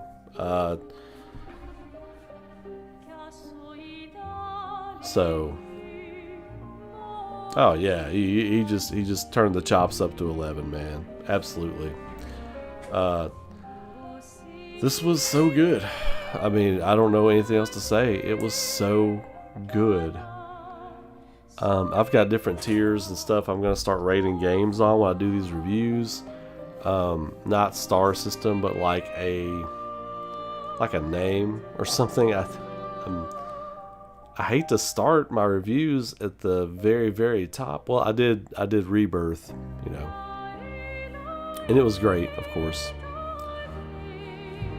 But this is something else, man. I mean, I gotta call a spade a spade. I don't think I'm feeling a void. I don't think I'm feeling a void. I think I'm feeling a time of processing some of the deeper meanings of this game. I think I'm feeling that I'm going to be processing this for a long time. So in that respect, I don't think I'll have a void. Like, I could see this being a thing that I'll randomly just start thinking about on the drive to work. Or I'm coming up on show season where I'll be doing a lot of comic book conventions, and I'll be guesting at shows and tabling at shows and stuff. And those are long 3 to 5, 6 hour drives one way. So I'll be thinking about this on those drives. I'll definitely be thinking about this on those drives. I've got fun stuff to do in this game. You know, I've got all kinds of stuff, like to go clean up things I want to do, things I want to experience, battles, the Endless Tower, go find the different gestuals, all that kind of stuff, you know. Video game stuff. I want to go do the video game stuff. But the deeper stuff that this game represents is like so compelling. And this is going to be with me for a long time. Like, legit, I didn't think I'd be able to talk.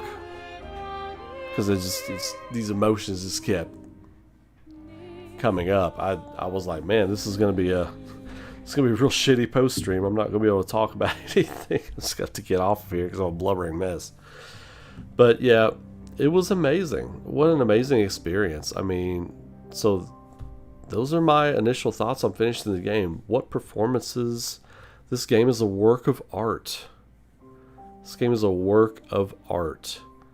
Whatever company is making a ham-fisted RPG right now needs to stop. Don't scrap it, but stop, look at where you're at, play this game. Digest what they did in this game. And you don't have to do this, but you have to say, am I bringing it? Am I bringing it with my work?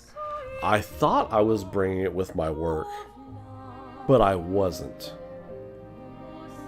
I gotta bring it like this with what I'm trying to say with my work. That's what people are gonna have to do. I mean, yeah, this is genuinely one of the great media experiences of my life was this game.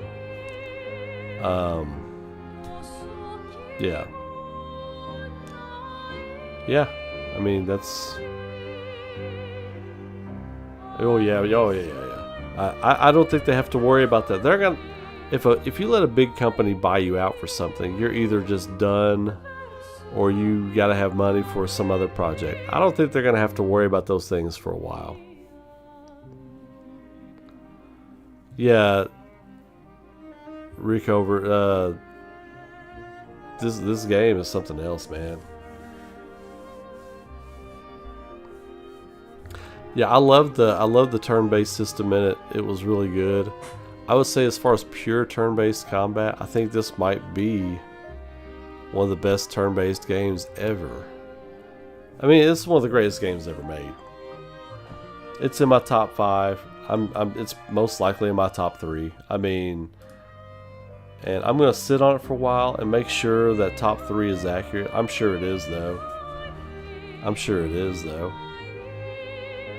I mean, yeah. I mean, how far along am I? I just finished it. We just finished it. Like you just missed me finishing the second ending. I got both. I did both endings. So,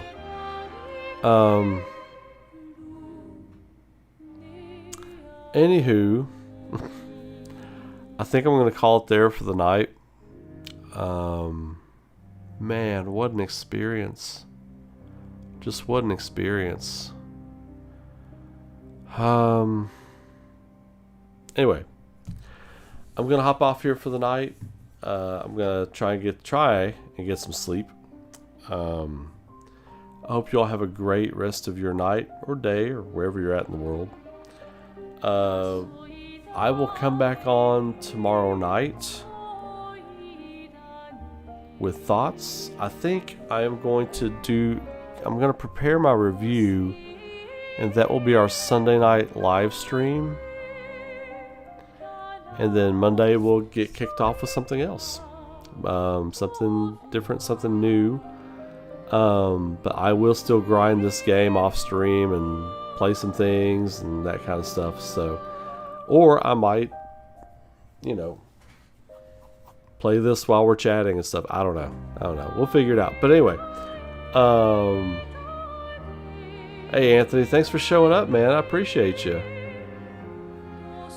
Man. Appreciate everybody that was here tonight for this stream. It was wonderful. Thank everybody who watched my playthrough of Expedition 33. My plan now is to get the fat trimmed off of these streams and get them uploaded in just real big 6 to 8 hour chunks, and have a new playlist of, I don't know, 5 or 6 videos, part 1 through 6 or whatever, and people can watch the full playthrough streamlined without all the little break animations and stuff in there. I'm hoping to have that up sometime next week. I'm working on that for Final Fantasy VII Rebirth too, but what's taking so long is I'm making sure I've got all the parts where I had that big hiatus, and I had a couple of streams in the middle of that big hiatus. I'm making sure I've got everything together the way it needs to be, and I'm hoping to have that up around the same time as this. So anyway, thanks Zach, Peach Booty, Chris, he's not here tonight, but Rick G, so many other people that were here for the whole stream, all the streams. I appreciate you all. And I hope you'll continue to tune into the content. I'm not going anywhere. We're going to be rocking hard until I can rock no more. So, poor man, I start thinking about Verso again. I almost got upset again. Anyway, y'all have a great night. Y'all know how we do it around here. Be good to each other. Be good to yourselves. Keep rocking. And I will see you all tomorrow night for more stuff. I'll catch you all later.